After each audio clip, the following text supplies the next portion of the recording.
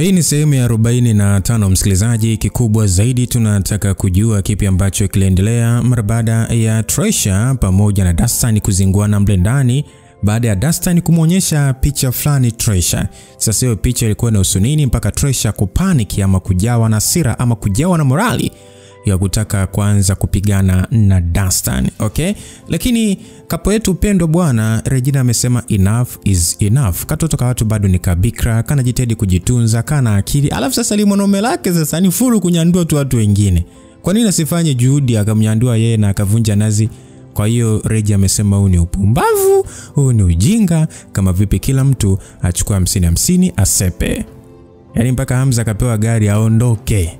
Sasa sijui kama Hamza atakubali ama la. Na Hamza amesema hawezi kuacha au watu wake michepuko yake hawezi kuacha kwa sababu kila mtu anayeingia naye ni kama ana mpango naye kwa manufaa yake yeye mwenyewe. Sasa Regi hapendi na Hamza anajikuta kuwa na wivu 5G mara baada ya kumwona Regi anakuwa na watu wa jinsia nyingine. Sasa Regi ameona huu ni ujinga, kama vipi kila mtu akunje kushoto. Kwa hiyo tuzidi kusonga mbele msikilizaji, langu jina Lucas Lumbas, na kuomba sana kabla bado hujasubscribe ufanya hivyo, lakini wewe mwanafamilia asante sana kwa kuweza comment na kulike. Naam, ijapokuwa Tresha alikuwa vizuri kwenye mapigano, alikuwa ni mdogo sana mbele ya kanali Dastan ambaye alikuwa na mafunzo ya nishati za mbingu na ardhi ya kuamsha pepo kwa kutumia mbinu ya uwili kutoka umoja wa siri wa Black Trinity. Hivyo kitendo cha kutaka kumkimbia alishindwa na kuishia kukandamizwa chini ya kitanda. Sasa Tresha akasema Dastan, "Kwani una nini wewe?" Aliongea Tresha akilalamika akiwa ni hafurukuti kwa namna ambavyo Dastan alikuwa amemkaba. Kana Dastan akasema, "Nina hivi wewe ndio unapaswa kujibu hilo swali. Afu nauliza mimi na nini?" Aliongea kanali huku akimwangalia Tresha bila ishara ya utani hata kidogo. Asa Tresha akasema kwamba niachie bwana, mimi nitakujibu, unajua unaniumiza. Dastan akasema, "Yaani ni mpaka useme. Hivi kwa nini unataka kuleta ujanja mbele yangu Tresha? Hivi unaona mimi dhaifu sana kwa sababu unadhani kwamba mimi namuogopa wala wako Elias, si ndio? Aliongea huku akizidi kumkandamiza na kumfanya mrembo huyo kuwa mwekundu na kuanza kukoa mfululizo. Na ndio maana sema 44 msikilizaji ni kuambia ukute Dastan tayari aliwapiga picha yeye na Elias. Elias ndio alikuwa ni rais. Umeelewa Kwa hiyo sasa inaonekana tayari ni kama amefumaniwa hivi. Sasa kana Dastan mara baada ya kuona dawa imemwingia, alimwachia Tresha na kushuka chini ya kitanda, kisha akasogelea mlango na kuloki kwa ndani. Tresha alishia kushika shingo yake huku akikohoa kwa nguvu, akimwangalia Dastan kwa mshangao mkubwa. Sasa Dastan akasema kwamba anza kuongea Tresha. "Una dakika 3 tu. La sivyo unatoka hapo ukiwa mfu. Mimi sipo tayari kuona mipango yangu ikipata dosari kwa sababu yako." Tresha akasema, "Sio mipango yako, ni mipango yetu. Usahau hilo." Aliongea Tresha akiwa serious. Alishuka chini akiwa ni wazi kabisa na kuchukua maji kidogo kunywa. Sasa Dastan akasema, "Unasema ni yetu ili hali unanisaliti na maadui zangu?" Tresha akasema, "Sio kweli." Dastan akasema, "Eti sio kweli nyo? Kwa hiyo ile picha ni fake ama?" Aliuliza Dastan akiwa serious. Sasa Tresha akasema, "Ile picha ni ya kweli ndio. Lakini Dastan, hivi kwa akili zako unadhani mimi naweza kuwa na mahusiano na mtu kama Bakari kweli? Kweli jamani?" Dastan akasema, "Nakusikiliza." Tresha akasema, "Ile picha ilipigwa mara baada tu ya kurudi kutokea Malaysia. Bakari mgoni mwenyewe ndiye aliyenitafuta."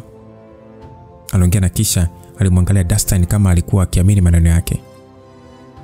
Sasa Dastan akasema, "Kwa nini alikuwa akikuhitaji?" Tresha akasema, "Alikuwa akitaka taarifa tu ya mtu fulani kupitia connection ya mtandao wa binamu." Dastan akasema, "Taarifa ya mtu? Taarifa gani hiyo?"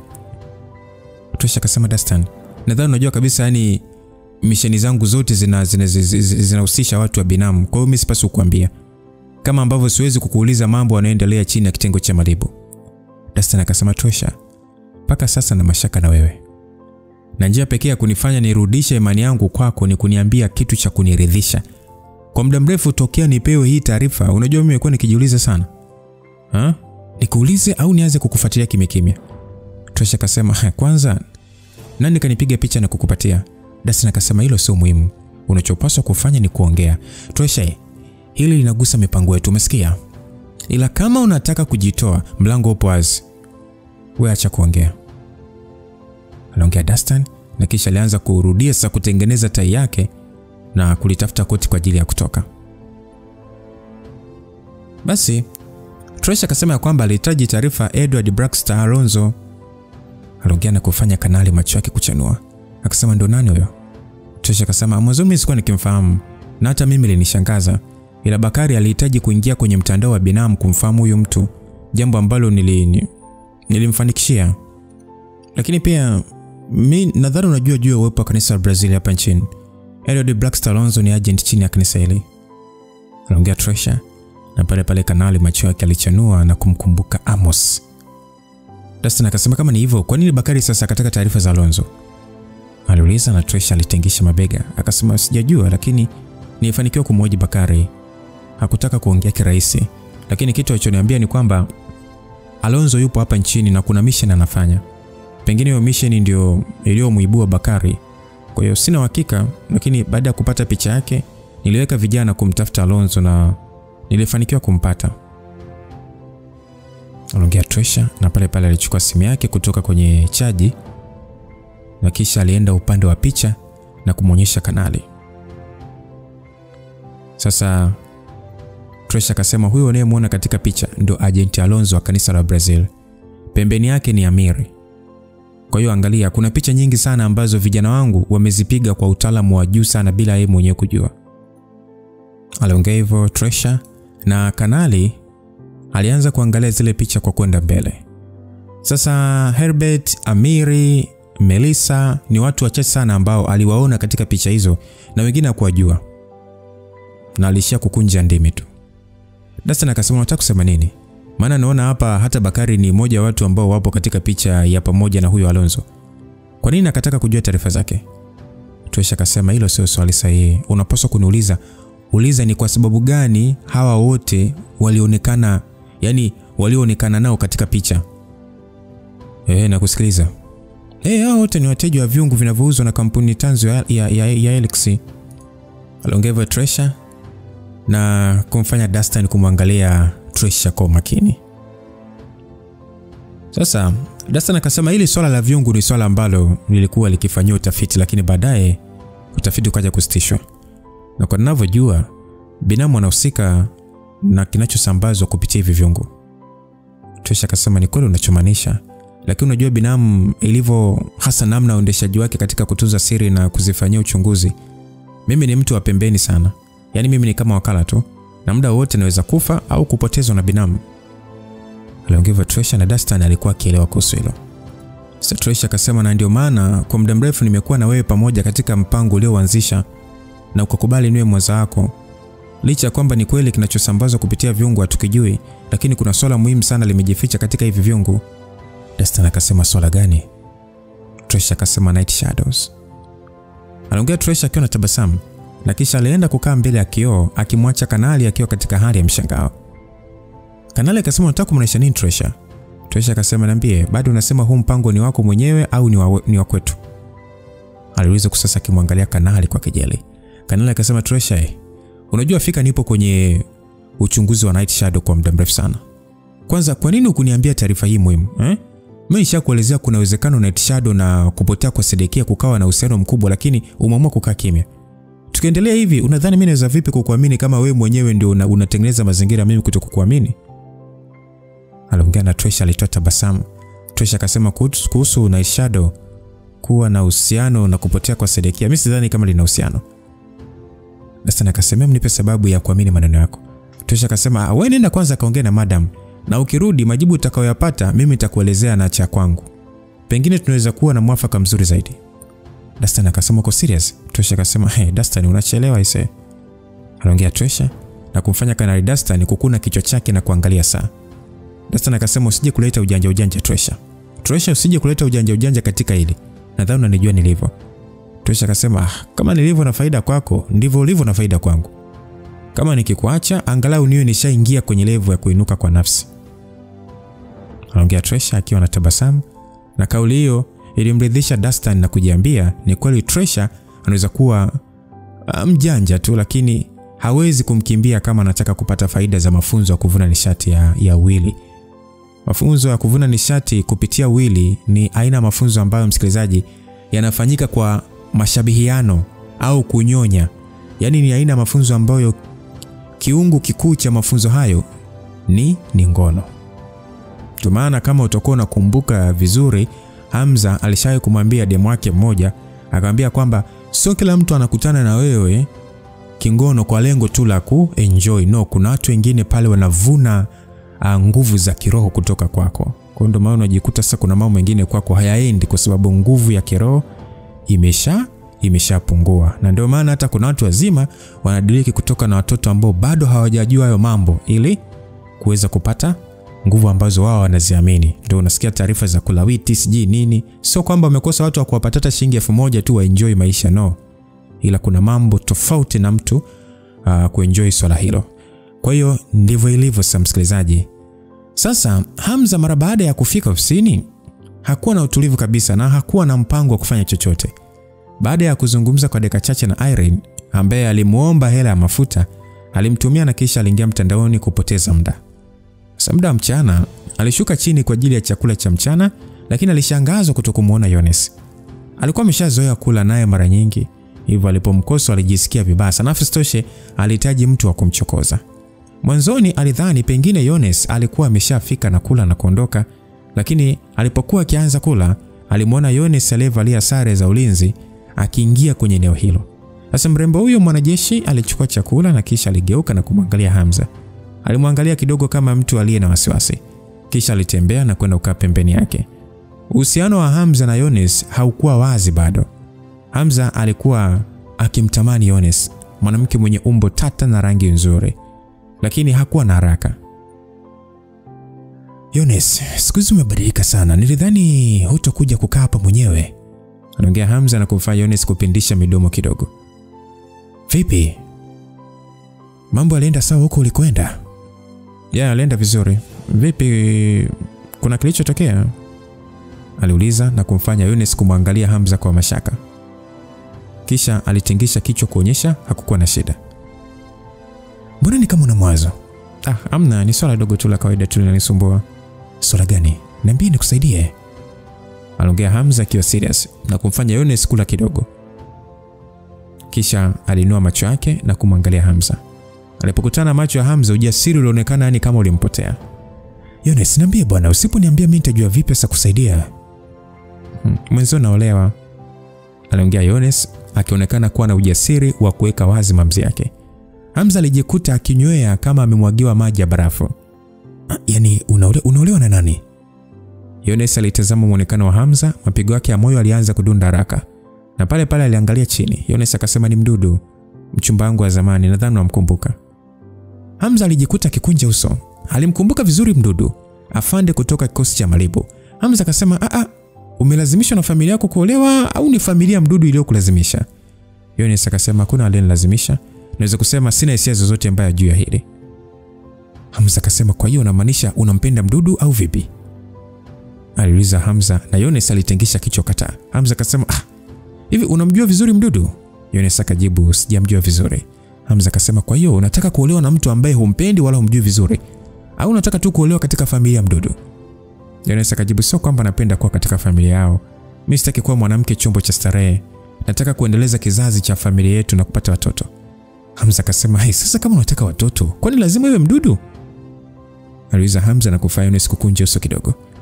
Yones akasema wewe naona huelewi kitu. Ndio tatizo lako. Hamza akasema sielewi nini sasa? Yones akasema mimi ni mwanamke, tayari na miaka 28. Kwa mimi siwezi kuendelea kuwa tu bachelor na kuishi bila ndoa na kuendelea kujitenga mbali na familia yangu. Aliongea Yones na kauli hiyo ilimshangaza sana Hamza. Hamza hakuwahi kuona uhalisia wa mambo katika mtazamo wa Yones. Siku zote alikuwa akiangalia vitu katika mtazamo wake. Aliona ni sahihi kwa mwanamke ambaye tayari amefikisha umri huo kuwa na ndoa na familia, kama ilivyo kwa wasichana wengi wa rika lake. Sasa Yones akasema kwamba kesho naelekea nyumbani Dodoma. Kesho kutwa ni sherehe ya babu ya kuzaliwa na ya kutimiza miaka 90. Kwa hiyo nataka pia nikasalimie ndugu zangu. Nimekuwa mbali na nyumbani kwa zaidi ya miaka 3. Mamangu analalamika hali yake ya afya sio nzuri siku hizi na mvi zinazidi kukivamia kichwa chake. Kaka zangu wote watatu wameshaoa na wana familia zao. Kwa hiyo ni mimi peke yangu tu ambaye sina mwelekeo. Okay. Sawa, pole sana. Ndio hivyo, nilivyomwona mamangu kupitia video call alivyokunjamana uso, mimi nimejikuta tu nikishikwa na hatia mno. Ukweli ni kwamba najua mimi na Mdudu tunaweza tusiendane sana, lakini angalau mimi namjua ni mtu wa namna gani. Ni heri yeye namjua na anaweza kuendelea kumjua tukiwa pamoja kuliko wazazi wangu wakinitafutia mtu mwingine ambaye mimi simjui kabisa. Aliongea Yones kwa sauti ya chini. Hamza alijikuta kibakia kimya. Hakujua hata ongea nini, kwa sababu kila kitu alichoongea Yones kilikuwa sahihi. Alikuwa mtoto wa familia kubwa, na kuolewa na mtu yeyote wa kawaida ni kitu ambacho hakiwezekani. Familia Mdudu ni kati ya familia kubwa nchini kisiasa na kijeshi, ambazo pia zina heshima. Hata kama Yones aolewe katika familia hiyo, haimaanishi ataenda kuteseka. Hamza, Yones aliita huku akitabasamu kidogo. Wakati huo hakuwa tena kiongozi wa ulinzi ndani ya kampuni, bali alikuwa msichana au mchumba wa mtu. Ukweli ile siku Mwanza, wakati tukihakikisha ulinzi wa mkurugenzi na baadaye wewe kuja kumchukua, ghafla nilihisi kwamba licha ya kwamba kunaweza kuwa na kitu kinachoendelea kati yetu, lakini bado utabakia kuwa mume wa mtu tu. Kuna msemo unasema hata kiwe kizuri vipi kama sio chako ni bure. Wewe unaonaje? Mimi sikudhania bado na ukumbuka ule usiku. Samahani bwana, siku ile nilikupotezea. Unaje hata kuniomba msamaha na kunifanyia lolote baya pale. Wewe sio mtu wangu na kipaumbele chako ilikuwa ni usalama wa bosi wetu. Msikilizaji, japokuwa mwanamke huyo aliongea akiwa na tabasamu, bado alimfanya Hamza kukosa amani katika moyo wake. Hamza alijikuta akikumbuka siku ya kwanza aliyokutana na Yones katika eneo hilo, namna watu walivyokuwa wakiwaangalia, namna walivyogombana mpaka kupatana na kuwa na ukaribu mkubwa. Japokuwa hawezi kuchukuliwa kama uongo, lakini kwa muda waliokuwa pamoja ilikuwa ni ngumu kusema hawakuwa na hisia kati yao za kimapenzi. Yones akasema kwamba chakula kinapoa, ngoja mimi nile haraka maana kuna kazi napaswa kwenda kuifanya. Pia nitaenda kumwaga Regina baadaye kama sio kuacha kazi kabisa. Aliongea Yones na pale aliendelea kula. Sasa Hamza upande wake, hamu ya kula ilimpotea kabisa ni. Mara baada ya kula waliondoka wote pamoja. Mara baada ya kuingia kwenye lifti, Yones pale aligeuka na kumwangalia Hamza. Akamuuliza, vipi? Ulinipenda? Aliuliza Yones, na swali lile lilimshtua mno Hamza. Hakujua hata namna ya kujibu. Kama angesema ndio, maana yake swali lingine lingekuja, je, utanioa? Ama je, utanifanya niwe na familia? Kwa hiyo Hamza alitaka kusema hapana, lakini bado kuna kitu kilikuwa kinamzuia. Mpaka lifti inafunguka hakuwa ametoa jibu. Na Yones bila kuangalia nyuma alitoka haraka na kupotea kwenye macho yake. Hamza alijikuta kibakia mdomo wazi, akimwangalia Yones akitokomea kwenye korido, na pale wazo la hatomuona tena lilichipuka katika akili yake. Hamza mara baada ya kupoteza muda ofisini kwake saa 11 kama na nusu hivi, alichukua funguo za gari na kutaka kwenda kwenye ofisi ya Regi, lakini alikumbuka mwanamke huyo alishajitenga naye. Sasa kufikiria hivyo, hata hamu ya kurudi nyumbani ilipotea. Na pale aliona ni vizuri akienda sehemu kupoteza muda. Sasa baada ya kufikiria cha kufanya, wazo la kumpigia rafiki yake Amiri liliibuka, na alifanya hivyo mara moja. Simu ilipokelewa haraka. Na Amiri baada ya kupokea simu alisalimiana pale. Hamza alimwambia hayupo kwenye mudi nzuri, kama vipi wakutane sehemu wapoteze muda, na Amiri alimwambia kwamba itakuwa vizuri kama watakutana Karambezi waongee, alafu baadaye ataungana na mpenzi wake Melissa. Hamza mara baada ya kusikia baadaye Melissa atakuepo, aliona pia atafute mtu wa kuwa naye muda huo ili asijisikie mpweke, na mtu aliyemjia akilini muda huo alikuwa ni Eliza.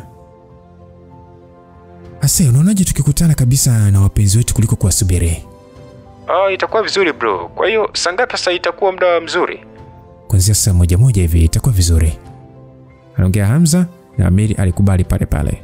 Hamza baada ya kumaliza maongezi yake na Amiri alikata simu na pale alimpigia Eliza. Sasa wakati anapiga, Eliza alikuwa akijiandaa kutoka kurudi nyumbani, na mara baada ya kupata mwaliko kutoka kwa Hamza alijikuta akisikia furaha. Lakini kidogo alishangaa, maana Hamza alikuwa tofauti na alivyomzoea. Ili kupunguza watu kuwagundua, waliamua wakutane nyumbani kwa Eliza, kila mtu kwa wakati wake, ndio watoke pamoja. Sasa Hamza mara baada ya kufika, Eliza alikuwa amekwisha kufika tayari na alikuwa busy akifanya usafi. Licha ya kuishi kwenye nyumba kubwa aliyopewa na kampuni, lakini hakuwa na mfanyakazi na aliishi peke yake. Kitendo cha kuingia na kukutwa akiwa busy na Hamza, alijikuta akishikwa na aibu za kike. Akasema, subiri kidogo naweka mazingira sawa. Jana nilikuwa na marafiki zangu, ndio maana unaona kumechanguka. Hamza akasema, bwana hata usijali bwana. aliongea Hamza akiwa ametabasamu, lakini kwa namna moja aliguswa na namna mwanamke huyu alivyokuwa akimchukulia serious. Kwa kawaida Eliza anapokuwa nyumbani alikuwa akiishi kibachara zaidi. Eliza alikuwa ametoa koti lake na kutoa kibanio cha nywele na kufanya nywele ziachie. Kutokana na mavazi yake na alivyokuwa akihangaika, ilitosha kumfanya Hamza kupatwa na mzuka. Lakini siku hiyo alikuwa amepoa mno na kumfanya kae kimya akimsubiria Eliza amalize kufanya usafi. Eliza mpaka anamaliza kuweka mpangilio sawa, alishia kugeuka na kumuona Hamza ambaye sasa alikuwa busy akimwangalia. Na alishindwa kujizuia na kuona aibu za kike, lakini akishangazwa na muonekano wake kwa wakati mmoja. "Vipi, una tatizo gani leo wewe? Mbona nisi kama upo sawa?" "Sipo sawa kivipi?" "Mimi nashindwa kujua, lakini unaani kama sio siku zote." Hamza aliishia tu kusinya macho yake tu. Ilionekana Eliza anamjua sana mpaka kuona yupo sawa. Kila siku ambayo anapokuwa karibu na mrembo huyo alikuwa akimuingia moyoni sana, hususan upole wake. Sasa Hamza alishia kusimama na kisha alimsogelea na kumkumbatia. Alinamisha kichwa chake na kumbusu shavuni na kwenye lipsi, kisha akamshika mabega na kumwangalia usoni akamwambia, "Lizie, vipi, sio ngumu kuwa katika mahusiano na mimi?" Aliongea Hamza na kumfanya mrembo huyo sasa ambaye hisia zake ziliamshwa na joto la Hamza kushangazwa na swali lake.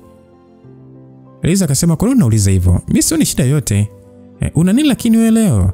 Hamza akasema, "Si ni story ndefu. Hata hivyo nimeboreka sana leo, nataka tuongee kidogo." Eliza akasema, "So umesema tunatoka ama? Unaonaje tukienda kuongea huko wakati tukipata chakula cha usiku?" Hamza akasema, "Itakuwa vizuri. Kuna rafiki yangu pia nina miadi naye Karambezi pale. Sasa anakuja na mpenzi wake, kwa hiyo sio mbaya kama tukiungana nao." Aliongea Hamza na Eliza akuuliza sana na kuishia kutingisha kichwa. Basi Eliza akasema, "Okay, nisubiri nibadilishe sasa." Aliongea kitabasamu na kukimbilia chumbani kwake. Hamza alitaka ukae chini kusubiri, lakini aligundua baada ya Eliza kuingia ndani hakuwasha taa. Akauliza Eliza, "Mbona uwashi taa au unaogopa nikikuchungulia?" Eliza akasema, "Hamna bwana, balbu imeungua, afu mimi sijapata muda kutafuta mtu kunisaidia kuibadilisha." Hamza akasema, "Kumbe kubadilisha balbu mpaka umuite fundi? Balbu mpya iko wapi nikusaidia kubadilisha?" Eliza akasema, "Sijanunua bado, sijui ni balbu aina gani napaswa kununua. Labda uangalie kwanza ndio nikanunue." Aliongea hivyo. Msikilizaji, taa za nyumba hiyo zilikuwa zile za kufitishwa kwenye kifaa maalum. Yaani kinawekwa kwenye kifaa maalum ndani na kisha kufunikwa na kioo kwa nje. Kwa hiyo Hamza aliingia ndani ya chumba cha Eliza na kumwangalia namna alivyokuwa busy akibadilisha. Mrembo huyu alikuwa busy pia akiondoa suruali na kumfanya sasa bakie na nguo nyeupe tu. Na mara baada ya kumuona Hamza ameingia, alianza kushika na wasiwasi. Akamuuliza, "Vipi, na nini wewe?" Aliuliza Eliza si kwa sababu eti Hamza alikuwa akimwangalia, bali utofauti wa Hamza kukimbilia kuangalia taa iliyoungua. Tofauti na siku zote, kama angeingia hapo angemrukia kwanza kwa namna alivyokuwa wazi. Sasa Hamza akasema, "Nishajua ni taa aina gani. Hebu ngoja nikanunue kwanza niweke kabla kutoka." Basi Eliza alishia kushangaa tu Hamza namna alivyo serious. Na joto la moyo lilimvaa pale pale na kuishia kutingisha kichwa tu. Sasa Hamza akasema kwamba, "Vipi, kuna kitu kingine cha kurekebisha hapa? Alafu sasa tulikutana mara ya kwanza kwa sababu ya ufundi." Aliongea Hamza akiwa na tabasamu la kumfanya Eliza kucheka. Eliza akasema, "Amna, ni balbu tu. Ila unaonaje tukienda kununua na kuiweka kwenye gari na kisha tutoke na ukirudi ndio unaibadilisha?" Aliongea Eliza na Hamza aliona ni wazo zuri zaidi na itabasamu baada ya kuona limekaa kimtego. Kwa sababu kama Hamza angeenda kununua balbu, sawa, akaja nyumbani wakaibadilisha hiyo balbu hiyo balbu, afu baadaye wakatoka, kulikuwa unawezekano wa Hamza kupitiza huko kwenda anakotakiwa kukaa na Lizi akarudi. Kwa sasa ili kumtega vizuri, bora watoke wote ili Hamza asikose sababu ya kurudi, yani asipate sababu ya kuondoka, ili warudi wote kwa pamoja. Kwa hiyo baada ya Liza kujiandaa na kubadilisha, walitoka mkono kwa mkono na kuingia kwenye gari ya Hamza na kisha wakapitia dukani na wakaondoka kuelekea Karambezi. Ilikuwa ni saa 1 kasorobo hivi wakati wanafika, na kwa sababu sasa Hamza ameahidi kukutana na Amiri saa 1 kamili, ilibidi wamsubiri. Wanaume wachache waliokuwa hapo walishia kumkodolea Eliza macho. Kama kawaida, mrembo huyu alikuwa na mvuto wa ajabu mno licha kutokuwa mzuri sana kumzidi Reji. Sasa mara baada ya kukaa, Eliza aliagiza keki ndogo na kula, na Hamza yeye aliagiza wine. Hamza alichukua muda huo kumwambia Eliza kile kilichotokea kati yake na Reji. Pia taarifa ya Yunis kwenda Dodoma kuolewa. Na Eliza yeye alisikiliza bila hata kumuingilia Hamza, huku muda mwingine akitingisha kichwa na mwingine akikunja sura. Mara baada ya kumaliza, Eliza alikunywa kidogo wine na kumwangalia Hamza kwa makini. Eliza kwa kilalamika akasema, Hamza, unajua unachukiza kweli? Yaani tupo out, lakini unachoniambia ni mambo yalivyokuendea vibaya na wanawake wengine. Lizzy, tatizo sina kingine cha kuongea. Leo siku nzima nimekaa na kufikiria tu na kuona pengine siwatoshelezi kabisa, Siku familia yako ikiwa katika tatizo, unapaswa kuniambia. Ukijiona mpweke, nitafute muda wote. Ukweli kwangu ni sawa tu hata tukiwa kama hivi kwa wiki mara moja. Isitoshe na mambo mengi sana ya kufanya. Kuhusu wewe na bosi, mimi sina haki ya kuongea chochote. Isitoshe mimi ni sehemu ya matatizo yenu. Lakini nimefikiria na kuona muonekano wako wa sasa unakosa kujiamini kabisa. Yaani upo kama vile unajishuku kwamba huwezi kumfanya Regina kuwa na furaha. Sasa usipojiamini unadhani anaweza kukuamini vipi? Kujiamini. Hamza alijikuta akiwa kimya kwa sekunde kadhaa. Na ni kama Eliza amemkumbusha kitu. Mchana yote alijihisi moyo wake ni kama umekuwa mtupu, huku akishindwa kujua nini kimekosekana. Lakini muda huo ni kama sasa amejua nini amekoswa. Tokea mwanzo mpaka dakika hiyo, iwe ni Regina, Eliza, Yones au Yulia, ukweli ni kwamba wanawake hao wote wanaishi maisha yao na wanafanya wanachotaka.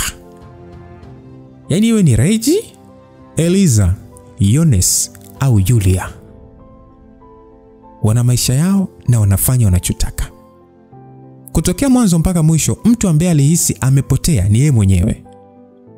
Ndio kujiamini. Unajua kitu ambacho kinanivutia kutoka kwako muda mwingi ni pale unavyofanya vitu bila kufikiria, kwa matakwa yako mwenyewe na sio kulazimishwa.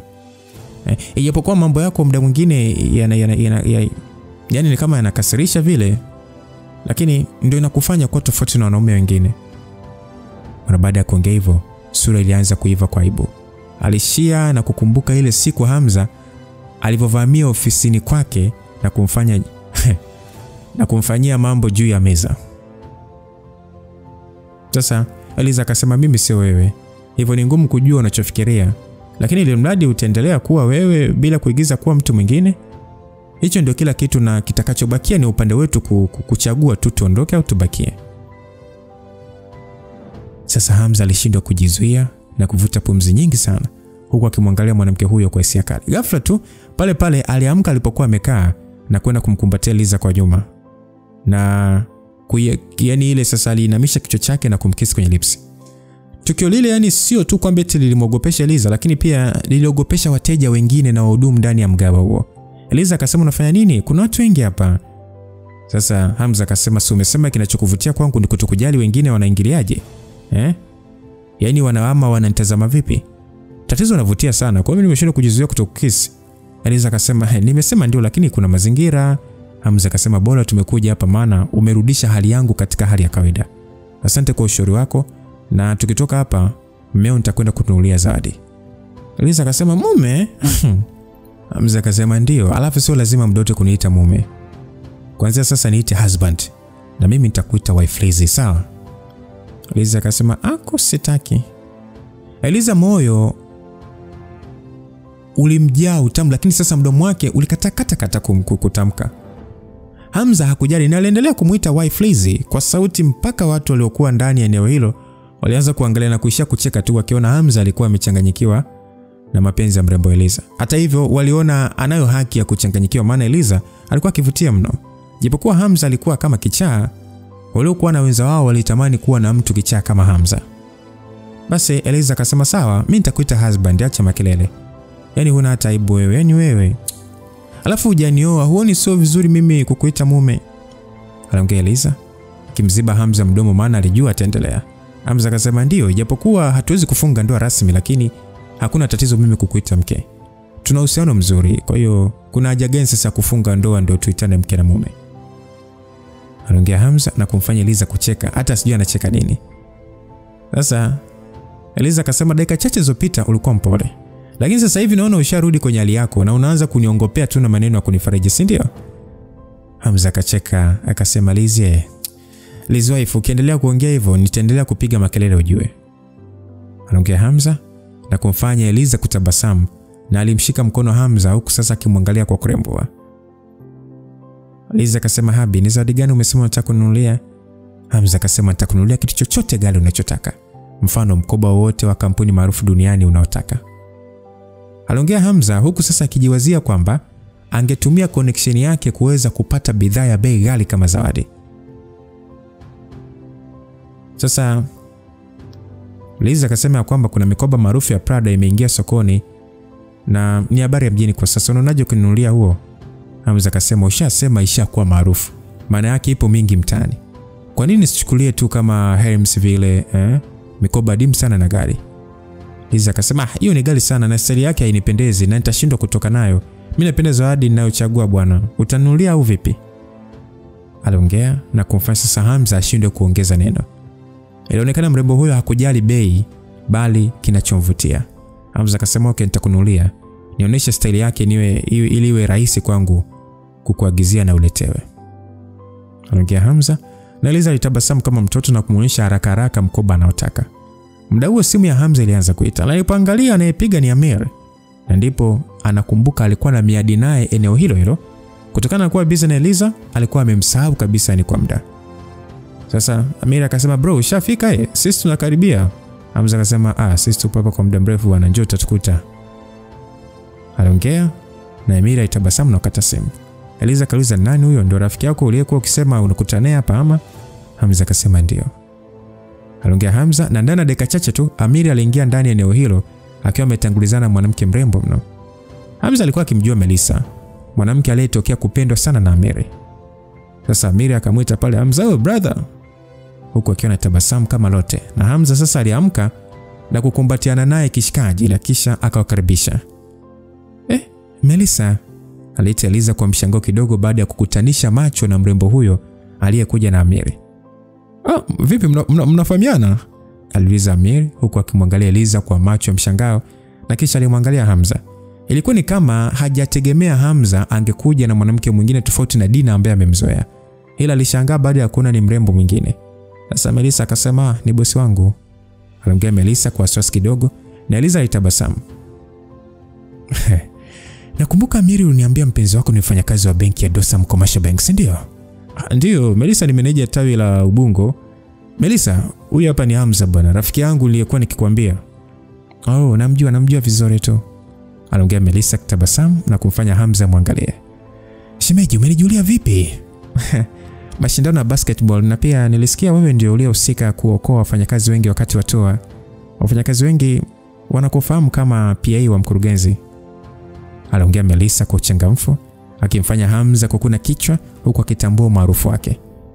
Asiyokijua Hamza alikuwa maarufu sana, sio tu kwa ujasiri wake na uwezo wake wa kucheza basketball, lakini vile vile utanashati wake. Utanashati wake uliwakolea sana warembo wengi na kumtamani, lakini sasa kulikuwa kuna minong'ono ya chini ya Hamza kuwa na uhusiano na Regina, bosi wa kampuni. Ila hakukuwa na uhakika na kufanya wakae mbali. Unajua kwenye ofisi bwana, ukishajua tu mtu unayemkubali ana uhusiano na bosi wako, utagaili. Pesa ni ya muhimu sana kuliko huyo mtu. Kazi ni ya muhimu sana. Wewe utakaa mbali. Bosi anaweza akakufanyia upumbavu hapo na kazi ikae imeota kinyasi. Sio imeota manyasi, imeota kinyasi kimoja tu. Basi Hamza akasema anyway, Amiri na Melissa, huyu mrembo hapa wana ndio mpenzi wangu. Melissa kuwa huru kabisa, hapa hayupo kama bosi wako ila kama mpenzi wangu na shemeji yako. Aliongea Hamza huku Eliza akiwa ameiva kwa hisia kutokana na utambulisho huo na alishia kuangalia tu, yani aliangalia na Melissa na kutoa tabasamu. Melissa alikuwa mfanyakazi wa kwanza wa Dosam kufahamu rasmi kuhusu mahusiano ya Hamza, yani ukimtoa Yones. Sasa Amiri akasema kaka una bahati. Aliongea Amiri kwa sauti ya utani na wote walijikuta wakicheka, lakini Amiri alijua undani wa maneno yake. Akishangazwa na Hamza ambaye alikuwa na mahusiano na mrembo Dina na sasa tena anaonekana na Eliza. Sasa kujiamini kwa Melissa na Eliza kuirudisha hali ya utulivu ndani ya dakika chache. Na mazungumzo hapa na pale yaliendelea. Sasa Amiri akauliza kwamba bro, nimeshangaa sana kusikia umeacha chuo ese. Aliuliza Amiri baada sasa kutoa oda yake pamoja na Melissa. Hamza kwa shauku sana akajibia kwamba vipi, hizo taarifa umepata vipi? Kuna watu walikuja kunioji juzi na kuniuliza maswali kuhusu wewe. Ndio alioniambia kwamba umegairisha masomo. Mimi nilishangaa ese. Bado miezi miwili tu kumaliza. Unasema kuna watu walikuja kukuhoji, ni watu gani hao? na walijitambulisha kama wafanyakazi wa kampuni ya BTX. Waliongea wanajua mimi na wewe ni marafiki. Tena wameniuliza ni kama najua wewe ni daktari, swali ambalo mimi linishangaza sana. Aliongea Amir huku Melissa akimwangalia Hamza kwa mshangao. Hamza alihisi kuna kitu kipo sawa. Kufuatiliwa hadi chuoni kulimaanisha watu hao wamedanganya. Na hakuwa na uhakika kama kweli walikuwa wafanyakazi wa kampuni. Lakini ni watu gani waliokuwa wanamtafuta? Hamza akasema kwamba ndio mimi ni daktari kwa masuala ya upasuaji wa moyo. Aliongea Hamza bila kubadilisha muonekano wake. Sasa Amir akasema bro, una siri nyingi sana. Ila hiyo fani ni ya watu wachache sana waliobobea hapa nchini. Kwa nini sasa ukaingia chuo kusoma uchumi? Aliuliza hivyo Amir, tena akiwa na mshangao sana. Anajiunga tu kuongeza maarifa tu. Kwa muda mrefu kiachana na masuala ya matibabu, nilivutiwa sana na masuala ya uchumi. Ndio maana nikachukua kama side course. Alijibu Hamza, huku sasa Amir akitingisha kichwa. Ingawa bado alionekana hajashawishika kabisa na maelezo hayo. Hata hivyo alisoma mazingira na gundua Hamza hakutaka kuzungumzia sana kuhusu hayo. Anyway, kwa sasa sina vielelezo vya kunitambulisha kama daktari hapa nchini. Ndio maana nipo kila mahali ili kusurvive. Aliongea Hamza na Melissa ndo alikuwa wa kwanza kutingisha kichwa, akionyesha kuelewa. Melissa akasema, ndio maana unafanya kazi kama PA. Kuwa msaidizi wa boss Regina ni nafasi kubwa sana. Melissa aliongea, lakini Hamza alitabasamu bila kuongezea neno. Walikaa ndani eneo hilo kwa muda mfupi sana na kisha walitoka na kwenda kuangalia sinema kwa kutumia VR. Na mpaka wanakuja kutoka ilikuwa ni usiku wa saa 6 kwenda saa 7 hivi, na waliagana na kila mtu alichukua njia yake. Sasa Hamza na Eliza baada ya kufika nyumbani, kazi ya kwanza ilikuwa ni kubadili taa. Kazi ambayo Hamza alifanya kwa dakika chache tu mpaka kumaliza. Basi Hamza kama mshauri Eliza ya kwamba waende wakaoge. Lakini Eliza akasema, ina maana leo haurudi nyumbani? Hamza akasema muda umeshaenda sana, kwa hiyo haina haja ya kurudi. Isitoshe itakuwa vizuri kama tutalala wote. Eliza akasema, lakini bosi Regina bado amekasirikia. Usiporudi si itakuwa unachochea zaidi moto. Aliongea hivyo Eliza, lakini Hamza alimsogelea na kisha alimshika kiuno kwa mkono mmoja, akamwambia kwamba oya, tuachane naye kwanza. Umesikia Mimi nikimnyenyekea sana, nitawezaje kuendesha maisha yangu baadaye? Kwa vyote vile hakuna mtu pia wa kushindana na mimi likija swala la mwanamke. Siku chache zijazo mimi nitafikiria namna kumbembeleza. Eliza akasema, yani unaongea ni kama bandidu. Ngoja sasa akusikie uone kitakachokutokea. Hamza akacheka akasema, ni siri yetu hii. Aliongea Hamza na kisha yaliyoendelea huko chumbani basi ni mambo tu ya mtoto kautaka. Basi siku iliyofuata katika kituo cha treni ya mwendokasi ndani ya jiji la Dar es Salaam, alionekana Yones akiwa amesimama pembeni pamoja na abiria wengine waliokuwa wakisubiria kuingia kwenye treni, akiwa ameshikilia begi lake kubwa. Alikuwa akigeuza macho kuangalia upande aliotokea. Ijapokuwa kwenye kampuni aliaga kama anaenda likizo kwa muda, lakini hakuwa na uhakika kama angeweza kurudi tena kama mfanyakazi. Yaani ingekuwa ni mwaka mmoja nyuma, mtu pekee ambaye angemisi ndani ya hili jiji ni Reggie pekee. Lakini siku hiyo wakati wa kujiandaa kurudi nyumbani kwao, kulikuwa kuna kitu kingine kwenye moyo wake kilichomfanya kutokutamani kusafiri. Alijikuta akivuta pumzi nyingi na kutingisha kichwa chake kama mtu ambaye anapotezea kila anachokiwaza, na kisha alishika begi lake na kuliburuza kusogelea mlango wa treni ambayo ilikuwa ikianza kupakia abiria. Sasa baada ya kuingia, alitafuta siti yake na kukaa. Licha ya kwamba hela alikuwa nazo, lakini hakukata tiketi ya daraja la kwanza wala nini. Alikata katika siti za kawaida tu kama abiria wengine. Lakini licha hivyo, abiria hawakuwa wengi siku hiyo kama siku nyingine. Baada ya kuangalia mazingira kwa dakika chache na treni kuanza kuondoka, alivaa earphone zake na kuweka muziki wa taratibu, na kisha alijiegamiza kwenye kiti na kuchapa usingizi. Sasa kutokana na kwamba ilikuwa ni zaidi ya miaka 3 tokea atoke nyumbani kwao, lile wazo la kesho anarudi nyumbani ilimfanya ni asiweze kupata usingizi usiku kucha. Haikuchukua muda, alihisi katika siti yake kuongezeka mtu, lakini hakufungua macho na kuendelea zake kulala. Lakini sasa baada ya dakika kadhaa baada ya treni kushika kasi, alisikia akiitwa jina lake. Sauti ilisikika ya kwamba, Yones, huna njaa? Kuna juice na vitafuno hapa. Sauti ilisikika katika masikio yake na kumfanya afumbue macho kwa pupa, huku akijiuliza ni muda gani earphone zake zilikuwa zimetolewa, huku akijiuliza kwa nini pia sauti inayomuita anaijua. Sasa mara baada ya kugeuza macho yake pembeni na kujua mtu aliyekuwa akimwongelesha, alijikuta akishikwa na mshtuko. Ulipata breakfast ulipotoka? Kuna bite hapa na juice, aliongea Hamza huku akiwa na tabasamu. Yones akasema wewe unafanya nini hapa? Aliongea Yones huku sasa akifikicha macho yake kuona kama hakuwa akiota. Nimekuja kukupa jibu la swali ambalo uliniuliza siku ya jana. Jibu? Yones alijikuta akifikiria swali la jana alilomuuliza Hamza na pale pale uso ulimuiva. Hakujua ni kipi kilimfanya kumuuliza Hamza swali lile ambalo muda huo linamfanya kujionea aibu mwenyewe. Ukweli ni kwamba alitamani kuweka kila anachojisikia moyoni mwake na hakujua nini kilimtokea jana mpaka kupelekea sasa kuuliza swali kama lile. Lakini kitendo cha Hamza kukaa kimya baada ya kumuuliza swali lile ilimfanya afunge moyo wake moja kwa moja. Kwa uwezo wake wa kufikiria aliokuwa nao, aliona kabisa kimya kile lilikuwa ni jibu tosha kwake na Hamza kutaka kuongea ili kuonekana mkatili, na sababu hiyo ndio ilimfanya kuamua moja kwa moja kurudi nyumbani. Sikukupatia jibu jana kwa sababu ushasema unarudi nyumbani, na nilichofanya baada ya pale ni kutafuta tu ni muda gani utaanza safari, na mimi nikata tiketi ili nikusindikize kwenda nyumbani kwenu. Nini? Kwa nini kwenda nyumbani kwetu? Kwa nini? Hakuna haja ya kuuliza sasa, Mimi nitachaje mwanamke ninayempenda ule na mwanaume mwingine? Naenda kwenu kujitambulisha. Basi mara baada ya Yones kusikia kauli hiyo, mwili wake ulitetemeka kwa sekunde kadhaa. Haraka aligeuza kichwa chake pembeni na kuziba uso wake kwa mikono miwili. Moyo ulikuwa ukienda mbio mno. Sasa Hamza alicheka akasema, Yones, jana uliniuliza swali kwa ujasiri mno. Kwa nini sasa unakuwa ni kama una aibu namna hiyo? Yones alijikuta akivuta pumzi mara mbili. Hakuwa tayari kushindwa tena. Aligeuka na kumtazama Hamza akiwa na ujasiri. Akasema, unaongea ujinga bwana, nani anaona aibu? Aliongea na Hamza akaona hakuna haja ya kuendelea kumchokoza.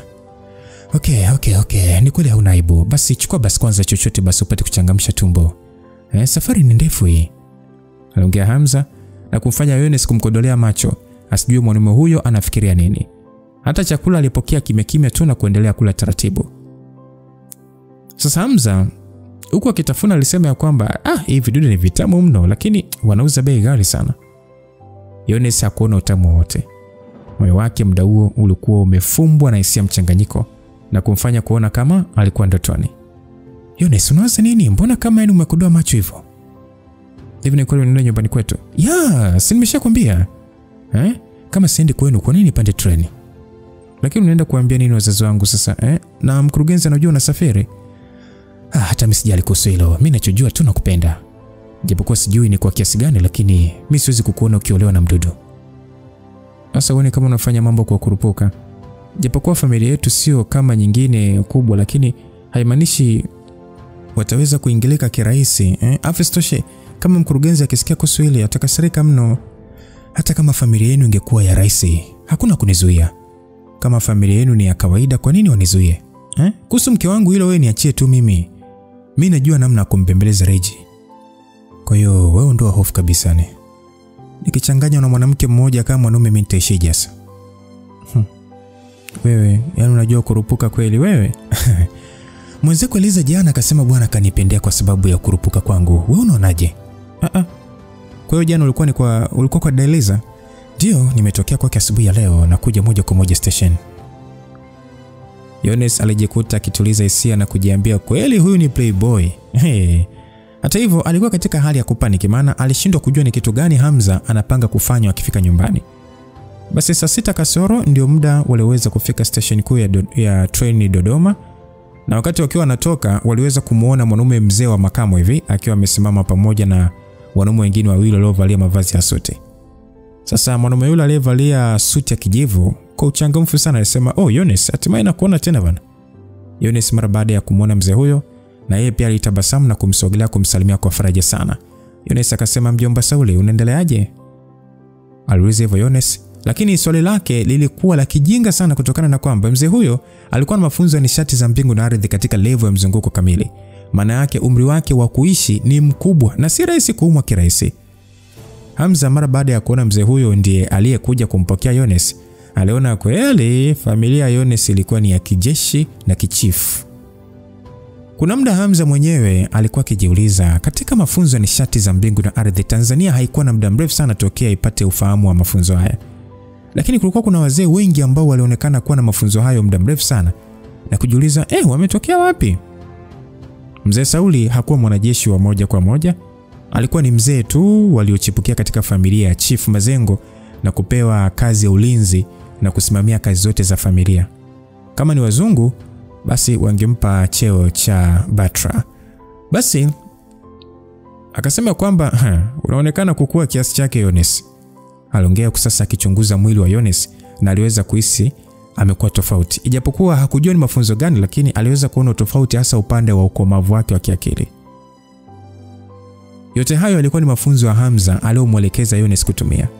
Hasa muda ule ule yule mzee aliinua uso wake na kumwangalia Hamza.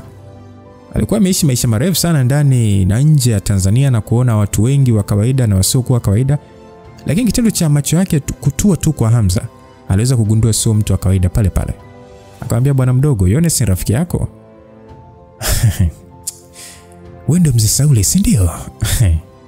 Wakati tukiwa njiani, Yones alikuwa akinielezea habari zako na anasema wewe ndiye uliokuwa ukimpenda sana. Wakati akiwa mdogo wazazi wake wakimfokea, alikuja kwako kukulalamikia.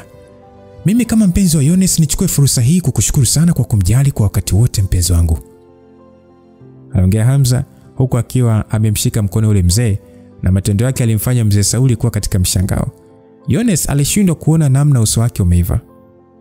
Hakujua Hamza atakuwa speedy kwenye kujitambulisha mapema kama mpenzi wake kama hivyo. Sasa yule mzee akasema, kwa hiyo wewe ndio mpenzi wa Yones? Aliuliza kwa shauku, lakini kwa wakati mmoja akiwa katika hali ya wasiwasi. Yones akasema, mjomba, tuondoke kwanza, ni story ndefu. Aliongea Yones akiingilia maongezi. Asa yule mzee alishia kuvuta pumzi na kuzishusha. Alikuwa kama mtu ambaye ametegemea kuna jambo kubwa litatokea wakati wa sherehe ya mzee Chalula. Maisha aliyokuwa akiishi Yones pamoja na kazi yake, utadhania ni hakuwa wakishua. Familia yake ni moja ya familia tajiri sana ndani ya mji wa Dodoma na yenye historia yenye mizizi mirefu sana. Baada ya kutoka nje kabisa, waliingia katika Mercedes Benz nyeusi na kuanza safari ya kuelekea nyumbani kwao. Sasa njiani kuelekea huko, Yones alipewa taarifa kwamba familia Mdudu wapo nyumbani na wamekusanyika wengi, na wanaukoo wao wanaamini kabisa kwamba hatimaye ile siku ya kuunganisha familia hizo mbili imewadia. Kwa kutokana na taarifa hiyo, Yones alizidi kushika na wasiwasi mkubwa mno. Upande wa Hamza yeye hakuwa na wasiwasi kabisa. Macho yake yote yalikuwa nje akitazama mazingira na alikuwa akiuliza maswali yaliyokuwa nje kabisa ya mada. Hasa mzee huyo alishia kumwangalia Hamza na kuona hakuwa na uwezo kabisa wa kujua ni kitu gani kinamfanya Hamza kujiamini, na kutokana sana muonekano huo alizidi kuona sio mtu wa kawaida. Ukweli ni kwamba kama familia mzee Chalula wangetumia connection yao kutaka kumjua Hamza kupitia kitengo cha Malibu, wangeweza kujua swala la kisiwani kule. Lakini sasa kwa bahati mbaya swala la kisiwani kule lilikuwa ni siri sana na ni watu wachache sana ndani ya vitengo vya usalama walikuwa wakilifahamu. Sasa baada ya nusu saa, hatimaye gari iliingia katika mtaa maarufu wa kwa Chief Mazengo au Mvumi Makulu. Sehemu hiyo ilikuwa ikiitwa kwa Chalula kutokana na kwamba mzee Chalula ndo mtu wa kwanza kabisa kujenga hapo, na baadaye serikali sasa ilifanyia eneo hilo marekebisho na kuita mji mpya, lakini hata hivyo pamezoeleka zaidi kama kwa Chief Chalula wa Mazengo. Sasa nyumbani kwa kina Yones kulikuwa kumezungukwa na miti mingi sana, na uoto wake ulikuwa ni ule wa kupandwa na sio wa asili kutokana na maeneo mengi kutofautiana na eneo hilo. Baada ya kushuka katika maegesho maalum, kulikuwa kuna magari mengi sana yaliokuwa ndani ya eneo hilo, na mengi alikuwa ni V8 pamoja na Prado. Mandhari ya eneo hilo yalimfurahisha sana Hamza. Akajiambia angalau watu wa mkoani walikuwa wakiishi vizuri. Japokuwa nyumba zilizokuwa ndani ya eneo hilo zilikuwa na muundo wa kikale, lakini mazingira yake hayakuwa mabaya. Basi mjomba akauliza kwamba Yones, baba yako na mama wapo kule nyuma. Nikupeleke kwanza chumbani kwako ukabadilisha mavazi au unaelekea moja kwa moja kuwasalimia? Yones akasema haina haja kubadili mjomba. Mimi naomba tu nitie mtu kunisaidia kubeba mabegi yangu. Alafu au mimi nitaenda kusalimiana nao kwanza. Yones pia akauliza kwamba afu mpango wako ni upi? Aliuliza Yones akimwangalia Hamza. Hamza akajibu, na mimi naenda kuwasalimia na pia kuelezea swala letu kwa familia yako. Alijibu Hamza akiwa anatabasamu. Lakini Yones alionyesha ishara ya kutaka kumzuia. Hamza akasema acha wasiwasi bwana, tunaenda pamoja. Huwezi kunizuia bwana hivyo. Ni bora ukaanza kujiamini kuanzia hapa.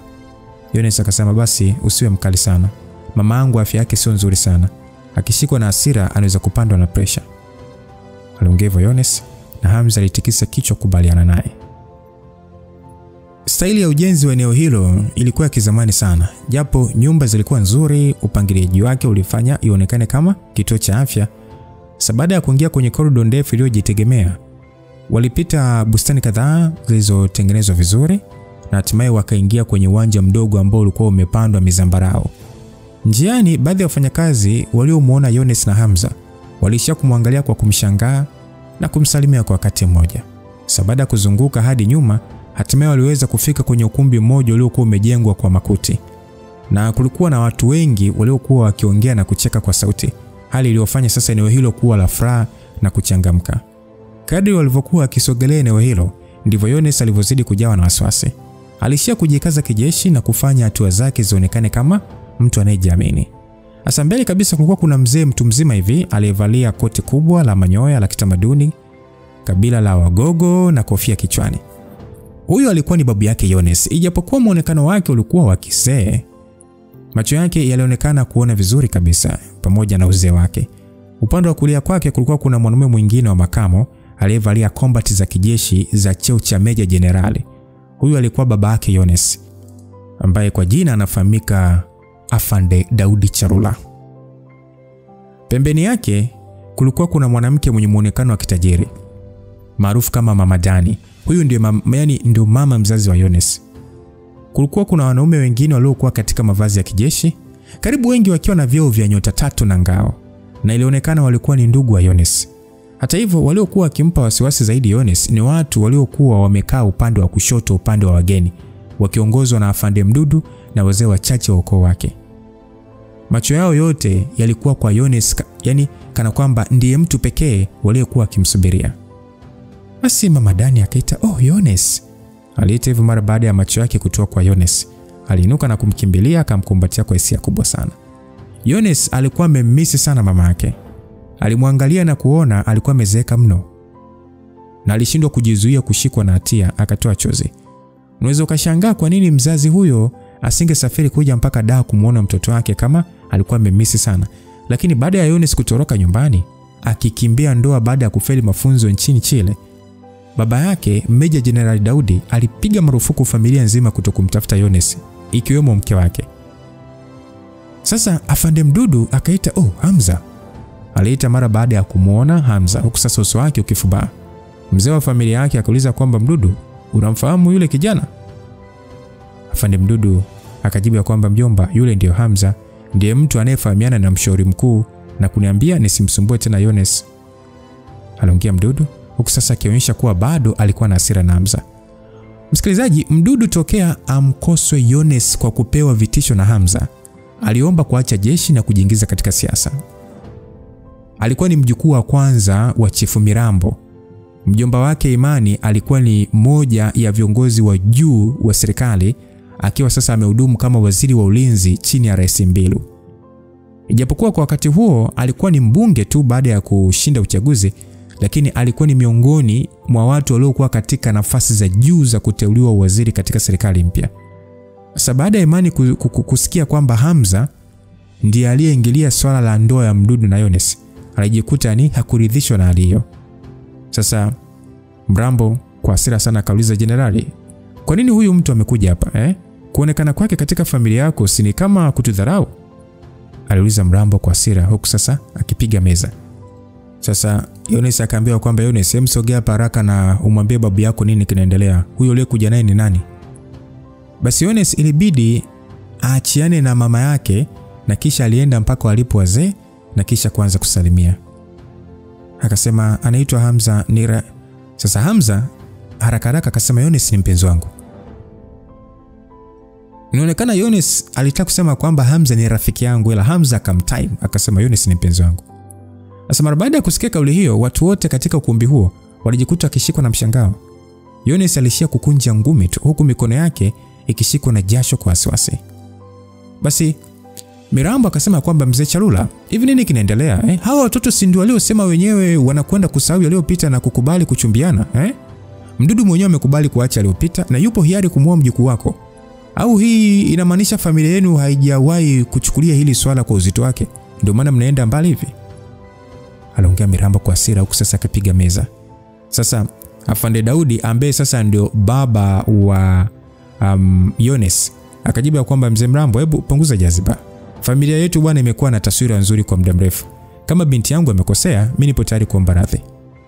Aliongea Afande Daudi na kisha akamgeukia binti yake akamwambia Yones, hebu tuambie kama alichoongea huyu kijana ni kweli au la. Aliuliza na Yones alishia kukaa kimya, akiwa ameinamisha kichwa chake chini, akishindwa kukubali. Istosha Hamza hakuwahi kumtongoza vizuri na kumkubali. Sasa mama Dani wasiwasi ulimshika kutokana na kubadilika kwa hali ya hewa, na alimshika mkono binti yake akamwambia Yones, hebu ongea basi. Kwa nini ghafla tu umekuja na mpenzi? Basi Yones akajibu, mama, nampenda Hamza. Baada ya kusita, alisha kung'ata meno kutafuta ujasiri na hatimaye akafanikiwa kuongea. Asa maneno hayo baada ya kumtoka, kila mtu aliyekuwa katika ukumbi huo alipiga kimya. Hamza kwa upande wake alifurahishwa na kauli hiyo mno, na pale pale kwa kujiamini alisogea mbele na kusimama kando ya Yones.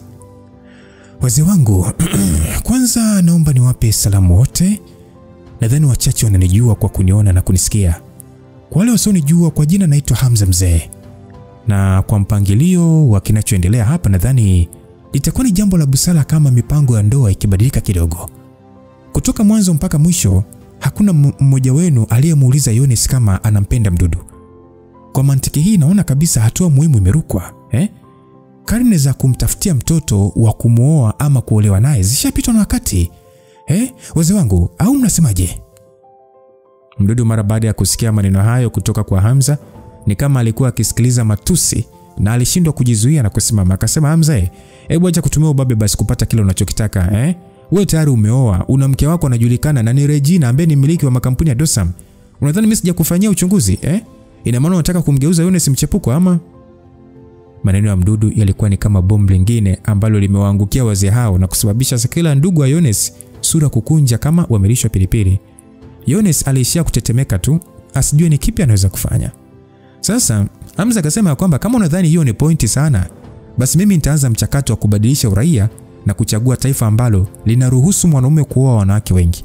Kwanza nina jina la Kiislamu. Vipi, unasemaje hapo? Mdudu alijikuta akishangazwa na kauli ya Hamza, maana hakuitegemea. Katika maisha yake hakuwahi kuona mtu aliyekosa aibu kama Hamza.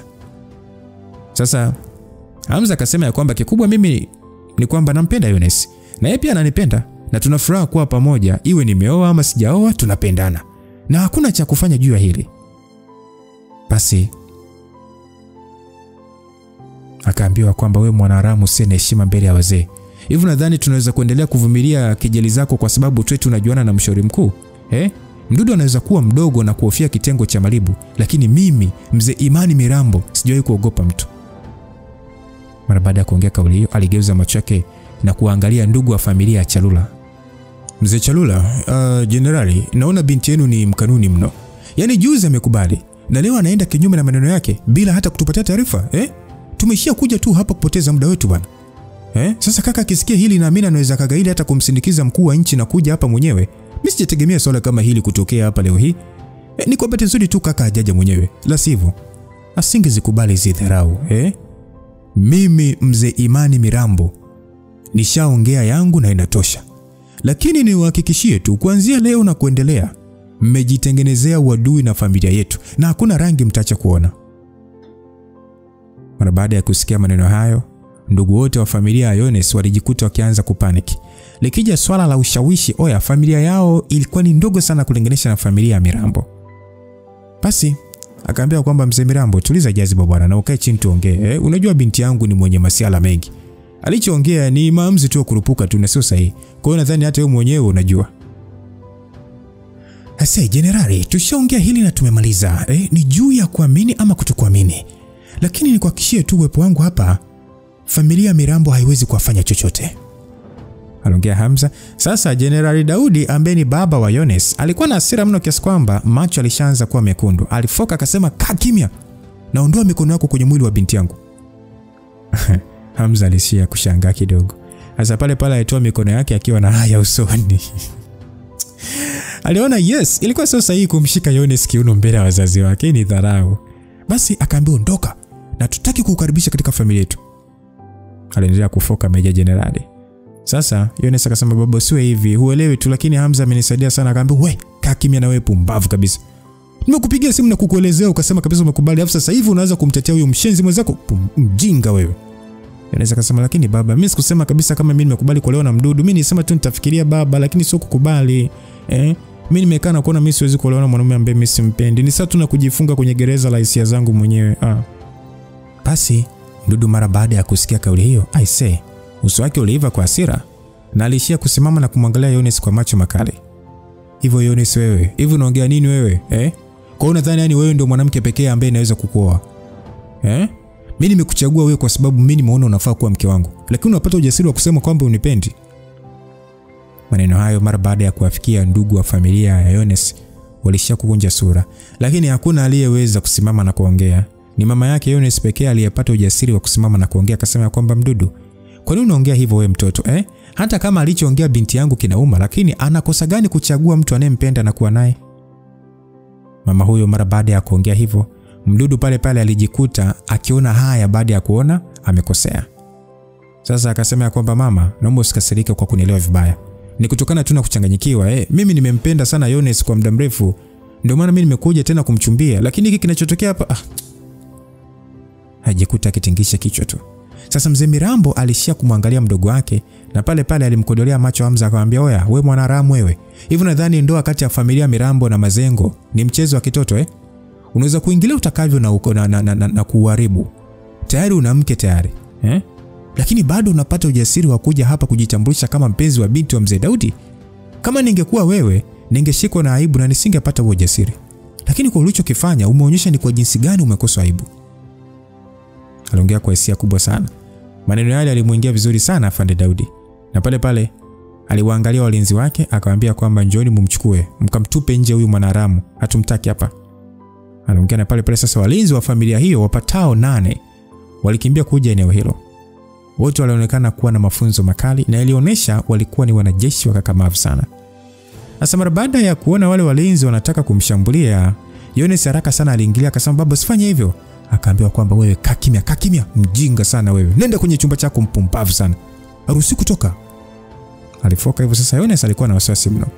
Hakuwa na wasiwasi juu ya Hamza, bali alikuwa akiwaonea huruma hao walinzi waliotaka kumshika Hamza. Angejua kuna watu wengine walishatenguliwa hayo mayai mawili yanayoning'inia na mpaka sasa. Kwa hiyo Yones hakuwa na wasiwasi kabisa na Hamza. Alionea huruma hao walinzi. Wale walinzi bwana hata hawakuelewa na pale walimshika Hamza mkono akitaka kumweka chini ya ulinzi. Lakini sasa kadri walivyokuwa akijaribu kumvuta Hamza, hawakuweza kumsogeza hata chini. Yaani kwanza tu ile kumvuta tu hata inchi tu kumove hivi hawakuweza. Licha kutumia nguvu zao karibia zote. Hamza alikuwa amesimama kama sanamu tu, akiwa anawaangalia wanavyohangaika. Sasa sura za ndugu wote wa Yones zilifubaa. Walinzi hao walikuwa na mafunzo na mazoezi makali mno, na baadhi yao walikuwa wakijifunza kuvuna nishati za mbingu na ardhi pia. Lakini kitendo cha kushindwa hata kumsogeza kidogo Hamza kiliwashangaza. Sasa Hamza aliwaangalia. "Jenerali, haina haja mimi kuondolewa hapa. Mimi nimekuja hapa kwa ajili ya kumpongeza Babu Chalula kwa kutimiza miaka 90. Ndio maana nimeona pia kuwa mwazi juu ya uhusiano wangu na Yones. Najua hili ni swala gumu sana kwako kukubali kama mzazi. Lakini kulingana na historia ninavyojua, nyie kama warithi wa moja kwa moja wa Chief Mazengo, familia yenu ni kubwa kuliko hata Mirambo. Tukikaa chini na kuongea na uhakika tunaweza kubaliana." Aliongea Hamza akaambiwa, "Kukaa chini na kuongea? Unataka kuongea na sisi nini?" Hamza akasema, "Namaanisha unaweza kuweka masharti yako na nitaangalia namna kuyatimiza na kisha uniruhusu niondoke na Yones. Nipo tayari kufanya chochote utakachoongea." Aliongea Hamza akiwa na tabasamu, lakini dakika hiyo hiyo mzee Mirambo aliingilia akasema haina haja kuendelea kuongea naye bwana. Huyu kijana anaona kujiamini kwake anaweza kudharau kila mtu aliyekuepo hapa na tukamsikiliza tu. Jenerali, kama familia yako imeshindwa kumuondoa hapa, basi familia yangu ipo tayari. Mara baada ya kuongea hivyo, aligeuka na kumwangalia mwanaume aliyekuwa na sura ngumu, aliyevalia koti la ngozi pamoja na miwani ya jua. Alikuwa serious mno, na alama ya kovu la upanga kwenye sura yake ilikuwa waziwazi kabisa. Sasa akasema ya kwamba, Nino, hebu mfundishe huyo mpuuzi namna ya kuwa na adabu mbele ya wakubwa. Yule bwana aliyefahamika kwa jina la Nino, macho yake yalionekana kuungua kwa tamaa. Alionekana ni kama vile alitamani sana kupambana na Hamza, hasa baada ya kuona wale walinzi walishindwa kumsogeza kabisa. Sasa akasema ya kwamba, bosi, wewe ndio uliyetoa maagizo. Mimi ni nani hata niakatae? Na apokea kwa mikono yote miwili. Mara baada ya kusikia kauli hiyo ya mlinzi wa mzee Mirambo, ndugu Yones wote walishia kukunja sura.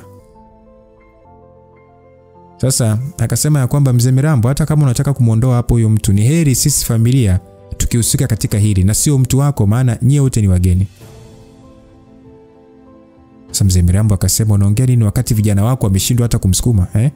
Kama unahofia uwezo wa Nino, ondoa mashaka kabisa. Maana ndio kinara kwenye kambi yake ya mafunzo. Na juzi tu hapa jeshi limemtumia barua ya kuwa mkufunzi wa kambi ya Maji ya Blue. Basi bwana msikilizaji, kila familia kubwa, iwe zile za kichifu au za kawaida, ilikuwa na kambi yao ya mafunzo ya nishati za mbingu na ardhi ambayo ilikuwa ikifadhili na kusimamia, na hii ndio maana ilifanya familia baadhi kuwa na nguvu kubwa kuliko zingine. Kutokana na kwamba kadri mbinu yao ya mafunzo ilivyofanya kazi na kuwa na wabobezi, maana yake pia wanajeshi hao wote wanakuwa chini ya familia hiyo kusikiliza maagizo yote. Kambi ya familia ya Mirambo ilifahamika kwa jina la kambi ya Maji ya Blue. Jina hilo limetokana na mbinu yao ya mafunzo ya nishati ya mbingu na ardhi. Hamza tokea anaingia hapo alishamuona Nino muda mrefu sana kama mwanajeshi ambaye alikuwa na uwezo mkubwa kutokea upande wa familia ya Mirambo. Upande wa familia mzee Chalula au Chifu Mazengo, baada ya kusikia kauli ya mzee Mirambo, licha ya kuona sio vizuri, lakini walishia kukubali, na hiyo yote kutokana na ukweli kwamba hawakuwa na mtaalamu wa kushindana na Nino upande wao. Asa Nino pale alipiga tu kusogea mbele huku akimwangalia Hamza na macho makali. Akasema kwamba, unatoa wapi uthubutu wa kumpokonya bosi wangu mchumba wake? Nimesikia uwezo wako ni wa juu sana. Nipo hapa kuona ni wa juu kiasi gani. Aliongea Nino tena kwa kujiamini sana. Na pale alisogea ghafla tu na kumsogelea Hamza na kumrushia ngumi ya kichwa. Hamza ilikuwa ni mara yake ya kwanza kukutana na mtaalamu wa mafunzo ya nishati za mbingu na ardhi ya ufunuo wa Maji ya Blue, na alitamani kuona mbinu zao za sanaa ya mapigano zipoje. Hivyo alishia kuzuia shambulizi lile na kupiga hatua kadhaa kurudi nyuma, na wawili hao walisogea mpaka eneo la wazi mbele ya ukumbi huo. Basi Nino akasema, anga la blue, chanzo cha Maji ya Blue, hatua 1000 za ufunua miguu na mikono. Aliongea kwa nguvu huku sasa akianza kuchezesha mwili wake kwa namna ya upekee mno, kana kwamba ni kuna kitu alichokuwa akitaka kimtokee. Na kadri alivyokuwa akitengeneza mjongeo wa mikono, pale mikono yake na miguu ilianza kuongezeka spidi ya hali ya juu sana kwa zaidi ya mara 3. Yaani alikuwa ni kama vile ni mcheza karate, lakini spidi yake ilikuwa ni tofauti na karate. Na kutokana sasa na mkono wake na miguu ilivyokuwa ikicheza kwa spidi, ghafla tu ni kama miguu yake ikaongezeka na kuwa mingi. Pale alimsogelea Hamza kwa spidi. Sasa Hamza mara baada ya kuona nguvu yake sio haba, alijikuta akilazimika kurudi nyuma zaidi ya mara 3 huku akijitahidi kumkwepa asimshambulie eneo la kifuani. Nino alijaribu kuendeleza ile mbinu yake kwa spidi, lakini kila alivyojaribu kumshambulia Hamza alikosa kabisa, na alijikuta sasa akishikwa na mshangao. Sasa Nino akasema kwamba, unashangaza sana wewe. Umewezaje kuzuia ufunuo wa hatua 30 za miguu na mikono yangu bila ya kuwa na nishati ya mbingu hata kidogo? Msikilizaji, kikubwa ni kwamba Hamza kwa na mabadiliko makubwa sana. Yaani wakati mwenzake akitumia juhudi kubwa kujitutumua na kukusanya nishati za mbingu na ardhi kushambulia, lakini yeye alishia kujilinda tu na hakupata hata madhara. Unajua kwamba ufunuo wa hatua 1000 za mbingu na mikono zinaenda sawa na mbinu ya kumfu ya Kichina maarufu kama Trant Spear. Msingi wa mbinu hiyo ni kwenye nguvu ya miguu yako. Bila kuwa na nguvu ya miguu huna cha maana unachoweza kufanya. Naona upo level ya ukaidi wa asili, hatua ambayo kama unataka kushindana na mimi kwa kutumia miguu na mikono itakuwa ni ngumu sana. unaonaje ukijaribu kutumia silaha? Baada ya Hamza kuongea hivyo, Nino akasema, unaonekana kuwa mtaalamu wa kuweza kuona daraja ambalo nipo. Ila wewe huna silaha halafu unataka mimi nitumie silaha. Hauoni kama nitakuonea? Hamza akasema, msingi wako umeanzia katika kutumia silaha. Na mimi msingi wangu unategemea mikono. Kwa hiyo unanionea kivipi kama huwezi kunishinda? Aliongea Hamza. Hasa pale pale yule bwana alimwangalia mwenzake aliyekuwa pembeni na kisha alimpa ishara na irushiwa zana maalum ya rangi ya silver ambayo yenyewe ukali wake huamshwa na nishati ya mbingu na ardhi. Sasa hiyo unaweza kuita dhana, kuna zana na dhana. Kitendo cha dhana ile kutua katika mikono ya Nino, muonekano wake ulibadilika mara moja na kutengeneza msisimko kwa watu wote waliokuwa katika eneo hilo. Yaani kama vile amegeuka na kuwa mchawi ghafla. Basi Nino akasema kwamba kuwa makini, hii dhana jina lake ni Sifongo, hivyo usitolee macho sana. Aliongea Nino huku akiwa anajiamini kuliko mwanzo. Na mara baada ya kuongea kauli yake hiyo, pale pale alifyatuka na hatua moja tu alikuwa mbele ya Hamza na kumshambulia na ile silaha. Lakini sasa Hamza ni kama kuna kitu kimemvuta hivi, kwani alisogea pembeni kwa ustadi wa juu sana na silaha ile ikawa imepita juu ya kichwa chake. Asingekuwa na wepesi kidogo tu ingemgonga kwenye paji la uso. Basi Hamza akasema, safi sana bwana, umebobea vizuri kwenye matumizi ya hiyo silaha. Ijapokuwa Hamza mwanzo alimdharau Nino, lakini aliona uwezo wake wa kutumia hiyo silaha ulikuwa unashangaza kiasi chake. Nino mara baada ya kuona stali yake ya kwanza ya kushambulia haikumletea Hamza madhara yote, alijikuta akishangaa, lakini mwili ulimsisimka na kuona hatimaye amepata mshindani sahihi. Basi kwa nguvu sana akasema, mjongeo wa nyoka. Aliongea kwa nguvu sasa akimsogelea Hamza na ile silaha, huku sasa akichezesha na kuifanya kuonekana kama vile ni nyoka jamii ya kobra. Hamza alikuwa akikwepa kwa spidi kubwa mno, na kilichomtatiza ni kwamba silaha ile ilikuwa ikiacha kivuli na kutengeneza udanganyifu wa macho. Spidi yao ilikuwa ni kubwa sana kiasi kwamba wale ambao hawakuwa na mafunzo ya nishati za mbingu na ardhi hawakuona namna ambavyo Nino anashambulia. Walichoona ni kama tu Nino katengeneza duara pekee. Sasa Nino akasema kwamba mbona unakimbia tu bila kushambulia Kuna haja gani sasa kuendelea kupigana? Aliongea Nino mara baada ya kuona muda wote tu yeye ndio aliyekuwa akishambulia. Ijapokuwa alichofanikiwa ni kumchenia Hamza shati lake, lakini bado alishindwa kumgusa mwili wake kwa kushindwa kumkadiria eneo lake alipo. Sasa asichokijua mwenzake alikuwa akijifunza mbinu yake, na Hamza mara baada ya kuona staili 6 za mbinu hiyo aliona sasa ni wakati sahihi. Akasema muda wa kumaliza mchezo umefika. Nino pale pale alichukua fursa na kuanza kumshambulia Hamza kwa kumlenga kifuani. Lakini tofauti na mwanzo, Hamza alikuwa amesimama tu bila kufanya chochote. Na ile silaha yake ikiwa sasa nakaribia na mwili wake, Hamza alidaka kwa mbele na kumfanya sasa kufadhaishwa na jambo lile. Ajikuta akijitahidi kuisukuma kutaka kumchoma nayo Hamza, lakini kadri alivyokuwa akijitahidi alishindwa kuisogeza mbele hata inchi moja. Afumba zaidi, Hamza alikuwa ameshikilia eneo la mbele la silaha ile kwenye makari, lakini hakuwa na ishara yoyote ya damu kumtoka. Yaani ilikuwa ni kama vile mikono yake imetengenezwa na chuma. Sasa Nino alijikuta akibabaika tu kwa kimwangalia Hamza kwa mshangao. Wakati akiwa kwenye mshangao, Hamza alipiga ile silaha teke na kufanya sasa mikono ya Nino kuuma na kuiachia sasa bila kupenda, na ilifyatuka na kuelekea angani. Na dakika hiyo Hamza ni kama sasa amegeuka mpira, kwani pale pale alienda kumgonga kwa nguvu Nino. Nino alijikuta akifyatuliwa na kwenda kutua mita kadhaa nyuma na kudondoka chini. Tukio hilo liliwafanya watu wote waliokuwa katika bustani hiyo kupigwa na butwa wakiwa wanamwangalia Hamza. Hamza alishia kunyoosha mkono wake juu na kuidaka ile silaha, na kisha kwa nguvu aliikita ardhini. Imeisha, imemalizika tayari, aliongea Hamza akitumia msemo ambao aliusikia mahali. Tukio hilo lilifanya hali ya watu wote kuwa kimya, na zilikuwa ni sauti za vishindo vya Hamza akirudi kwenye ule ukumbi. Na mara baada ya kuona kundi hilo la watu walikuwa kimwangalia kama mzimu, alisha kutoa tabasamu tu. Mbona mnaniangalia kwa muonekano huo? Jamani, mimi sijamuua mtu. Mtu wenu Nino hajafa bwana, kaumia tu pale, aliongea Hamza. Sasa Mdudu na mjomba wake Mirambo nyuso zao zilikuwa zishaanza kuumuka kama unga wa ngano. Hawakuwahi kuwaza Hamza anaweza kuwa na nguvu mpaka Nino kutokuwa saizi yake. Mpaka hapo aliona kweli wapo katika hatari. Walianza kujihisi wapo hatarini. Yones alitamani kurukaruka kwa furaha kwa namna ambavyo Hamza alionyesha ujasiri. Alihisi kujivunia. Msichana kama yeye ambaye amekuzwa na familia ya kijeshi angependelea kuwa na mwanaume mwenye nguvu na sio mwanaume wa kawaida legelege tu. Hivyo alianza kupata ujasiri mbele ya familia yake. Basi Chifu Mazengo au Mzee Chalula alijikuta akishindwa kujizuia na kuanza kupiga makofi. Meja Jenerali Daudi Chalula ambaye alikuwa kimya muda wote, macho yake yalichanua. Yaani Chifu Mazengo ama Mzee Chalula tunaweza kuita ni kama babu yake na Yones. Alafu Daudi Chalula ndio baba wa nani? Wa Yones. Sasa Chifu Mazengo akasema, kijana mdogo,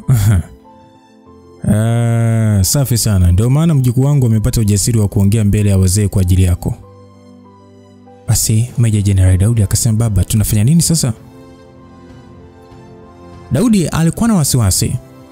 Ijapokuwa alitokea kumchukia Hamza, lakini kutokana na uwezo wake, hata kama mpendi, hakujua namna ya kumzuia.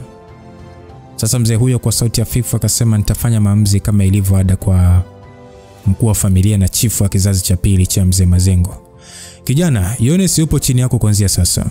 Mke au mpenzi sijali. Mimi nimetokea kukubali sana. Aliongea mzee huyo kwa sauti hafifu lakini yenye msisitizo na kumfanya Hamza kucheka. Babu, macho yako yanaona mbali kweli kweli. Hakika wewe ndio chifu wa machifu, mrithi wa busara.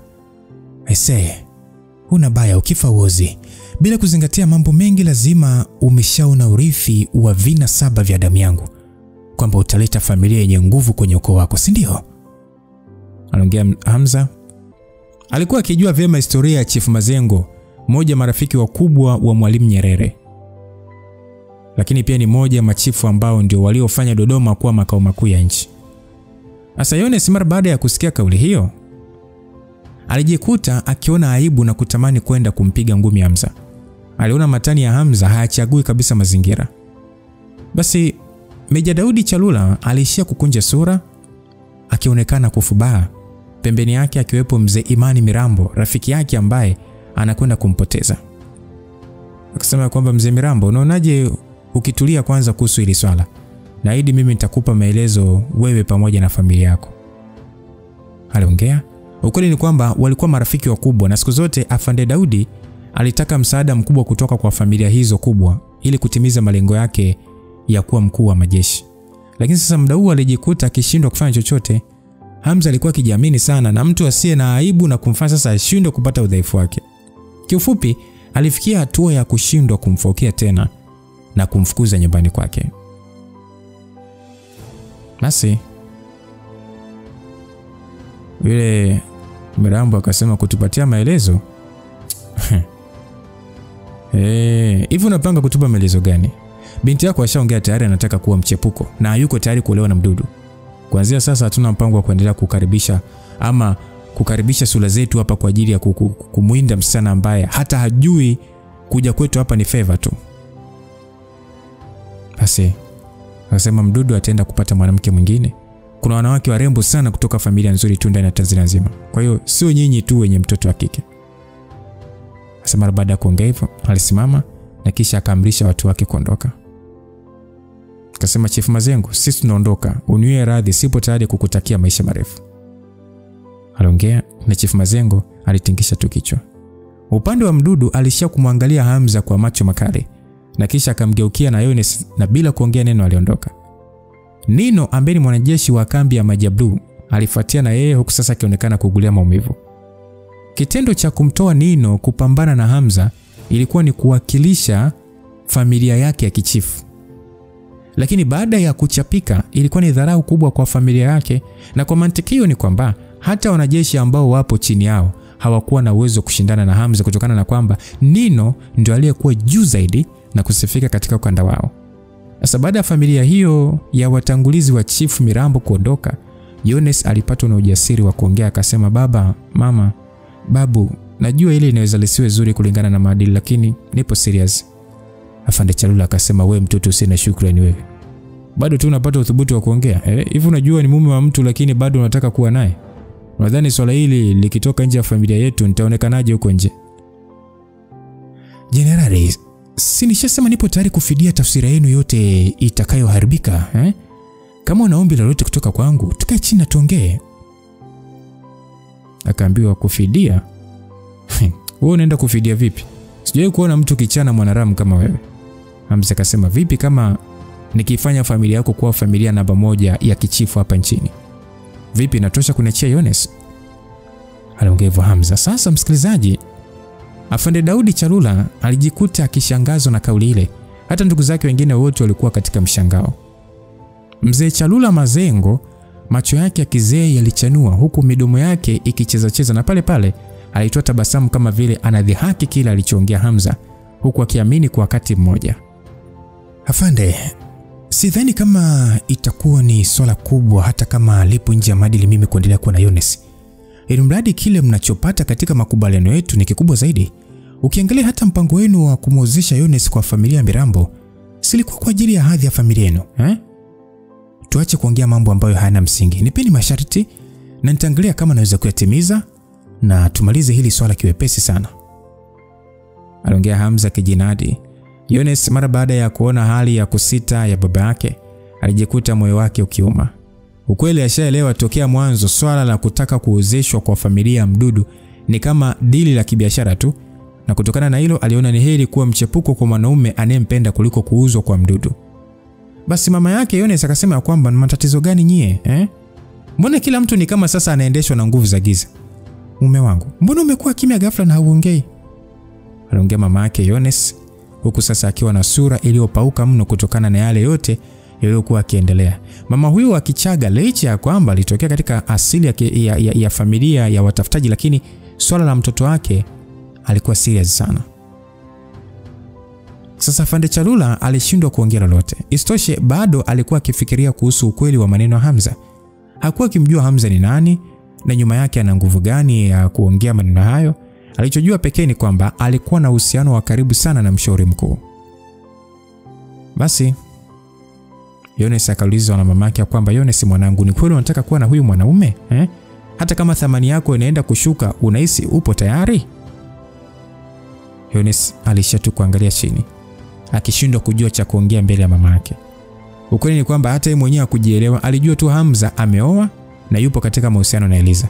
Lakini mara zote alipokuwa akimuona Hamza na Eliza wakiwa pamoja, alijisi kuwa na wivu mkali mno. Sasa mama Dani mara baada ya kuona Yones aongei, alimsogelea na kuanza kumpiga vibao vya mgongoni. Akaambia, wewe mtoto mjinga sana. Hivi kwa nini unanipandishia pressure? Hivi ndivyo nilivyokulea? Alijikuta akishindwa kujizuia na machozi alianza kumtoka. Hakupata picha kwa namna alivyokuwa akijitoa kwa wanawake wenzake kuhudhuria harusi zao na kutoa michango, lakini binti yake ambaye alimtegemea anakwenda kufidia juhudi zake ambazo aliziwekeza kwa watoto wa marafiki zake huko, ndio huyu kakubali kwa mchepuko. Kiachana na hilo, kulingana na tamaduni aliona sio sawa. Sasa Yones akasema, mama, usiwe hivi, hali yako sio nzuri bado. Muda ambao Yones anaongea hivyo, pale pale mama Dani alionekana kama mtu ambaye ameshikwa na pumu ghafla, kwani alishindwa kuhema vizuri na alijikuta akishika kifua chake na kukaa chini taratibu. Sasa pale pale alidondoka chini na kupoteza fahamu na kumfanya Afande Daudi na wengine kushikwa na mshtuko mkubwa sana. Sasa Afande Daudi akasema, "Dokta, hebu mwite daktari haraka. Mwite dokta." Aliongea Afande Daudi. Tena aliongea kwa nguvu sana. Hamza mara baada ya tukio lile haraka sana alimsogelea mama yake Yones na kushika mkono wake na kuanza kupima msukumo wa damu, na kisha pale pale aliegamiza sikio kifuani kusikiliza mapigo ya moyo. Hamza mara baada ya kuinama na kumchunguza mgonjwa hali yake, pale pale aligeuka na kumwangalia babake Yones. Akauliza kwamba alikuwa akisumbuliwa na nini. Afande Daudi kwa siri akasema, "Hebu pisha njia bana, alikuhusu hili swala." Hamza akasema, "Sitafuti ugomvi hapa, sawa Mimi nakuuliza kwa sababu mimi ni daktari. Wewe niambie kama ana shida ya mzunguko wa damu kati ya moyo na mapafu." Mara baada ya kusikia hivyo, mzee huyo alijikuta akinywea. Hata baadhi ya ndugu walishangaa, maana hawakujua kama Hamza ni dokta mpaka kuweza kugundua shida ya mgonjwa haraka hivyo. Basi Afande akasema, "Umejuaje? Juzi mke wangu ametoka hospitali na kuambiwa kwamba ana mvilio kwenye artery ya kupeleka damu kwenye mapafu." Aliongea Afande sasa akiona ni ajabu Hamza kuweza kuona tatizo kwa kusikiliza tu mapigo yake ya moyo pekee. Hamza akasema, "Okay, tumpelekeni hospitali kwanza." Mgonjwa alikuwa katika hali mbaya, lakini mkaamua kumtoa hospitali. Basi Yones akauliza Hamza, "Mamangu hali yake ni mbaya sana?" Aliuliza Yones akiamini kwa uwezo wa Hamza hawezi kudanganya kuwa daktari. Hamza akasema kwa sasa siwezi kusema chochote kwa sababu hakuna vipimo vya kitaalamu. Ila kwa ninachoona sio hali ya kawaida. Basi akajibiwa kwamba mwacha kutogopesha bwana, mke wangu yupo sawa na atapona. Aliongea kibishi na pale pale muda huo sasa gari ya kuchukuliwa wagonjwa ilifika na taratibu za kuwaishwa hospitali zikaanza. Aliyebakia nyumbani alikuwa ni mzee Chalula peke yake. Watu wote walipanda kwenye gari, yani walipanda gari nyingine binafsi kuelekea hospitali kubwa ya jeshi Dodoma, na mara baada ya kufika mgonjwa alipokelewa na alipewa huduma ya kwanza haraka na aliweza kurudiwa na fahamu. Lakini hata hivyo alitakiwa kufanywa vipimo vingine. Daktari aliyekuwa akimhudumia alikuwa ni mganga mkuu msaidizi wa hospitali hiyo, akifahamika kwa jina la Dr. Leonard Milanzi, ambaye pia alikuwa ni mwanajeshi. Na kama kawaida kutokana sasa na mgonjwa kuwa mke wa Meja Jenerali, madaktari bingwa waliitwa mara moja kwa ajili ya kumwangalia afya yake kwa kusaidiana. Asa Dr. Milanzi alikuwa ameshikilia mkanda wa picha za kifua za mgonjwa na alikuwa akifanya uchunguzi. Basi akaambiwa Jenerali, angalia huu mkanda unaonyesha kuwepo kwa uvimbe aina ya mvilio ndani ya mshipa ambao unatoa damu kutoka kwenye moyo kwenda kwenye mapafu. Akaambia kwamba Dr. Milanzi, hakuna mimi hapa ninachoelewa hapo. Wewe tueleze tu kwa lugha nyepesi ni kwa namna gani mke wangu anaweza kupata matibabu na kupona. Aliongea baba yake Yones, lakini Hamza pale pale alisogea na kuchukua ule mkanda wa picha na kuanza kuchunguza, lakini kitendo kile kilimfanya Dr. Milanzi kumwangalia Hamza kwa macho kutokuridhika na tabia yake. Akauliza, wewe ni nani? Mimi daktari bingwa zaidi yako, aliongea Hamza. Asa Dr. Milanzi alijihisi ni kama hajasikia vizuri lakini aligundua kuwa na shida ya masikio. Akauliza kwamba Jenerali, huyu ndio daktari ulikuja naye? Afande Daudi akasema, Hamza unafanya nini? Mke wangu hali yake ni mbaya bwana, hebu acha kujaribu kusababisha matatizo mengine hapa. Aliongea Afande Daudi kwa kukaripia, lakini Hamza wala hata hakujali. Na pale pale alianza kuongea kwa lugha ya Kiingereza akisema ya kwamba embolization of the pulmonary artery from the trunk all the way to the left side of the pulmonary artery. If you do an operation, it will still be a little difficult to remove the intima of the pulmonary artery. Aliongea kimaanisha kwamba damu imeganda na kuziba, na kuziba njia kutoka kwenye shina la mshipa kuelekea upande wa kushoto wa artery ya pulmonary, na hata kama upasuaji ukifanyika itakuwa ni ngumu. Sasa mara baada ya kusikia maneno ya Kiingereza iliyojaa mantiki, madaktari waliokuwepo hapo waliangaliana kwa mshangao sana. Sasa akasema, Dr. Milanzi, alichoongea ni sahihi mimi nimeelewa tu hapo aliposema upasuaji utakuwa mgumu bana. Aliongea babake Yones akiwa ni kweli hajaelewa vizuri, lakini Kiingereza chake cha mawasiliano kilimtosha kuungaunga tu maneno ya Hamza, na vile vile kutokana sasa na madaktari hao walivyokuwa kimya ilimtia wasiwasi. Basi akajibiwa, Jenerali, alichoongea ni kweli, lakini kama tutatumia njia ya vidonge anaweza kupona kabisa na hakutakuwa na shida kubwa. Hamza akasema, umekosea na unaongea ujinga. Aliongea Hamza akiwa amekunja sura. Sasa daktari akasema, wewe ni nani kwanza na unatoa wapi ujeuri wa kukaidi ushauri wa kitabibu unaotoka kwa wataalamu? Yaani ukubwa wote huo wa mvilio mnataka kutumia vidonge? Kama sio kumsababishia mgonjwa kifo cha ghafla nini?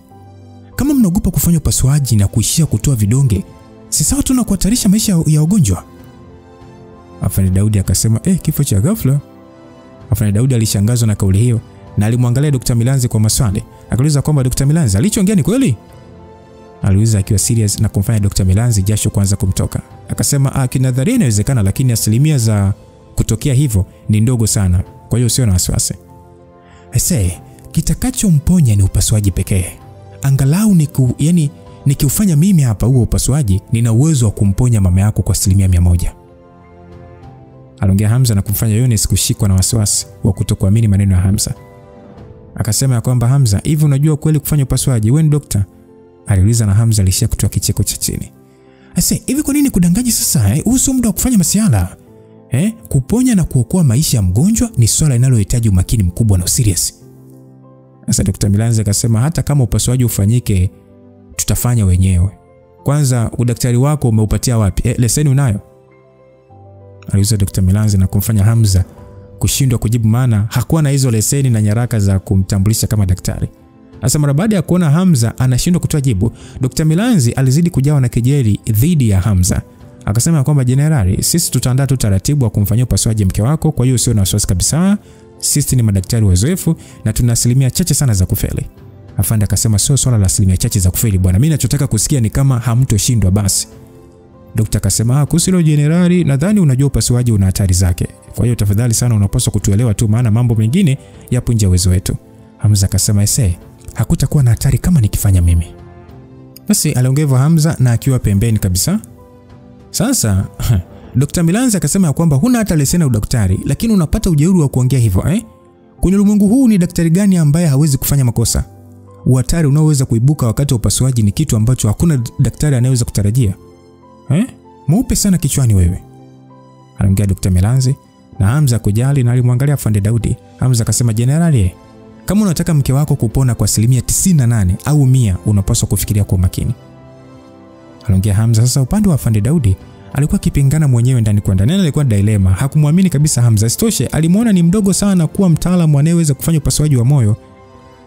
Lakini hata hivyo aliona kwa kuwa alikuwa Hamza ni mdogo na kisha kuwa na uwezo wa kimapigano wa namna ile ambao alikuwa ameshuhudia, lazima atakuwa ni genius kweli na atakuwa adanganye, lakini bila uthibitisho hakutaka kuamini. Sasa akasema kwamba siwezi kubetia uhai wa mke wangu kwa maneno pekee. Upasuaji huu utaendelea kuwa chini ya Dr. Milanzi. Aliongea hivyo, hakuthubutu kumruhusu Hamza kwani alikosa leseni ya kumthibitisha kweli daktari. Sasa Hamza aliona ni haki yake kuwa makini. Hata yeye pengine asingekubali bila ya kuwa na ushahidi. Akasema kama ni hivyo basi naomba nitoe pendekezo lingine. Akauliza pendekezo gani? Akaambiwa mgonjwa ashawahi kufanywa kipimo cha PET-CT. Aliuliza Hamza. Wakauliza ndio nini hicho? Sasa Dr. Milanzi akasema jenerali, PET-CT ni postural emotion tomography and computer tomography. Lakini kwa nini sasa unataka tufanye hiki kipimo wakati tushajua kila kitu kuhusu shida ya mgonjwa? Akasema kwamba nadhani itakuwa vizuri mkifanya hicho kipimo kwa sababu nilivyomuona mgonjwa niligundua sio tu kwamba alikuwa na shida ya kupumua, lakini muonekano wake ulikuwa ni wa kuchoka mno. Ni kama alikuwa na maumivu ya mgongo. Afande Daudi akasema ndio, mke wangu ana shida ya maumivu ya mgongo bwana, na ina maana inahusiana na huu ugonjwa? Aliuliza Afande Daudi mara baada ya kusikia maelezo ya Hamza, na siku zote hakuwahi kuwaza labda shida yake ya mgongo inaweza kuwa na uhusiano na shida yake ya moyo. Alifikiria labda tu itakuwa ni kutokana na kuzeeka. Sasa Dr. Milanzi na wenzake walionekana wameweza kufikiria kitu na kupatwa na ufumbuzi wa jambo. Sasa Dr. Milanzi akasema, "Are you saying that madam may have pulmonary artery sarcoma?" Aliuliza kwa Kiingereza kwa mshangao, akimaanisha kama anadhani madam anaweza kuwa na saratani. Sasa Hamza akasema nahisi hivyo. Ijapokuwa ni saratani ya dimu, lakini mara inapotokea inakuwa na dalili sawa kabisa na pulmonary embolism. Isitoshe pia kulingana na taarifa, wapo wagonjwa wengi walifanywa upasuaji huku diagnosis za mgonjwa zikikosewa. Au unakosea? Aliongea Hamza. Ijapokuwa na familia wengi wa Mzee Daudi hawakuelewa hizo nini tunasema ama istilahi za kimatibabu, lakini mara baada ya kusikia neno saratani walijua hali sio nzuri kwa mgonjwa wao. Sasa Afande akasema, Dr. Milanzi, hebu fanya haraka basi na mfanyie hicho kipimo kuona kama ni kweli. Aliongea Afande bila kujali kitu kingine tena. Ijapokuwa Dr. Milanzi aliona sio swala la kupaniki sana, lakini alishia kukubali na kuanza utaratibu wa kipimo hicho. Uzuri ni kwamba hospitali ya jeshi ya Dodoma ni moja ya hospitali kubwa sana ukiachana na Mayaya Clinic na Benjamin Mkapa. Hivyo ilikuwa na kila aina ya kipimo. Sasa saa moja baadaye vipimo vya PET-CT viliweza kukamilika, na baada ya matokeo kutoka, madaktari bingwa wa hospitali hiyo sura zao zilibadilika na kuwa mbaya kama wametafuna inzi kwa bahati mbaya. Asa Dr. Milanzi ambaye ndio aliyekuwa ameshikilia matokeo, mikono yake ilianza kutetemeka na hakujua hata namna ya kuanza kuelezea. Hamza akasema ni uvimbe mkubwa sana, ndio maana alikuwa akipata maumivu ya mgongo. Aliongea Hamza akikodolea sehemu nyeupe katika picha na kisha akaendelea kuongea, akasema kwamba kulingana na ukubwa wake hawezi kuishi zaidi ya mwezi bila kufanya upasuaji. Yones akasema, Hamza, kwa hiyo unasema kwamba mamangu ni kweli ana kansa? Kama ni hivyo tunafanya nini jamani? Aliongea Yones sasa akiamini zaidi Hamza kuwa ni daktari. Hamza akasema sio na wasiwasi Yones, mimi naweza kumfanyia upasuaji na akapona kabisa. Hakuna kibaya kinaweza kumkuta. Aliongea Hamza akiwa amemshika mkono Yones kumtuliza. Sasa Afande Daudi akasema, daktari, nadhani mlifanya makosa Aliongea Afande Daudi akiwa na uso sasa uliokuwa umezidi kuongezeka weusi. Akajibia kwamba ni kweli, samahani sana jenerali, hatukutegemea. Kawaida aina hii ya uvimbe ni adimu sana kutokea katika mshipa wa damu, kwa hiyo hatukuweza kufikiria mbali. Hamza akasema, sio kwamba mkofikiria mbali. Shida yenu ni moja tu, mnatanguliza hadhi ya mgonjwa kabla shida yake. Kwa sababu ni mke mkuu wa majeshi, kila mtu anataka sasa kuhusika katika matibabu yake, si ndio? Ukiweka uzito wako sehemu ambayo sio sahihi, matokeo yake ni kufanya makosa makubwa. Mtu wa bucha akikosea kukata sehemu wakati wa kuuza nyama, anachokifanya ni kubadili sehemu tu. Lakini vipi kuhusu daktari? Aliongea Hamza kama vile yani anafokea watoto wadogo. Ikumbukwe Dr. Milanzi hakuwa mganga mkuu kibahati mbaya ama kibahati oya, alikuwa na uzoefu wa zaidi ya miaka 25 katika fani ya kupasua moyo pamoja na kufanya diagnosis. Basi Dr. Milanzi akasema kwamba hata kama upo sahihi, utaweza kufanya upasuaji, unapaswa kuelewa adhesion ya huu uvimbe ni kubwa mno. Bila upasuaji wa kutumia nguvu huwezi kuukata. Aliongea Dr. Milanzi akikataa kuwa mnyonge. Sasa Hamza akasema, jisemee nafsi yako bwana. Mimi najiamini kwa 100% na uwezo wa kuifanya na ikafanikiwa. Daktari akasema, hebu acha majigambo bwana. Kwa hiyo nadhani ni kwamba sisi wataalamu wote hapa tuna uzoefu. Upasuaji mgumu siku zote unafanikiwa kwa kushirikiana na wataalamu wengi. Basi walianza kubishana pale. Afande Daudi akasema, jamani, upasuaji unaanza saa ngapi au lini? Mimi siwezi kuona mke wangu akiishi kwa mwezi mmoja tu. Anaongea Afande Daudi Kiteme mara baada ya kuona sasa wanaendelea kubishana bila ya kuwa na mwafaka. Akaambia kwamba jenerali, tunaweza kufanya leo hii. Akaambia okay, kama ni hivyo kwa nini sasa mfanye maandalizi? Aliongea na hakutaka tena kuongea kipole. Dr. Milanzi alichukuana na wataalamu wenzake na kisha walikaa chini na kuanza kujadiliana namna ya kwanza upasuaji huo. Lakini alikuwa na wasiwasi mno, yani ni kama mtu ambaye anaweka maisha yake rehani. Basi Yones akasema, baba, si umwache tu Hamza afanye upasuaji, ndio aliyeweza kujua shida ya mama kikamilifu. Mimi namwamini. Aliongea Yones na kumfanya Afande Daudi kumkodolea macho Hamza. Akasema kwamba kama namwamini ni wewe ila sio mimi. Kama nikimwacha akifanya upasuaji na kufanikiwa kumwokoa mama yako, si ataanza kujinadi kwetu? Yones naye akajibu, baba, ina maana ni jambo la kujali sasa hivi. Kupona kwa mama ndio jambo la muhimu. Akaambia kwamba Dr. Milanzi ana uzoefu wa kutosha. Hawezi kufeli bwana, mimi namwamini sana. Aliongea kibabe na kisha alimsukuma Yones pembeni na kutembea kutoka nje kwa hatua ndefu akiwa na buti zake za kijeshi. Sasa Hamza akamfariji Yones akamwambia, Yones, wewe sio na wasiwasi bwana. Mimi nitaingia nao kwenye chumba cha upasuaji baadaye na kujifanyisha naangalia. Likitokea tatizo mimi nitachukua hatua. Basi mrembo huyo mwanajeshi alishia kumwangalia Hamza na macho yenye wekundu na kutingisha kichwa. Jioni hatimaye upasuaji ulianza na Hamza alisema anaenda kuangalia tu na kuingia ndani. Hasa Afande Daudi alitaka kumzuia lakini alijikuta akisita kufanya hivyo. Kundi la madaktari bingwa walisimama nje ya chumba wakiangalia upasuaji huo katika skrini kubwa tu, huku akiwa na maiki kwa ajili ya kutoa msaada kwa Dr. Milanzi ambaye anaongoza upasuaji huo. Maana wasingeweza kuingia wote kwenye chumba cha upasuaji.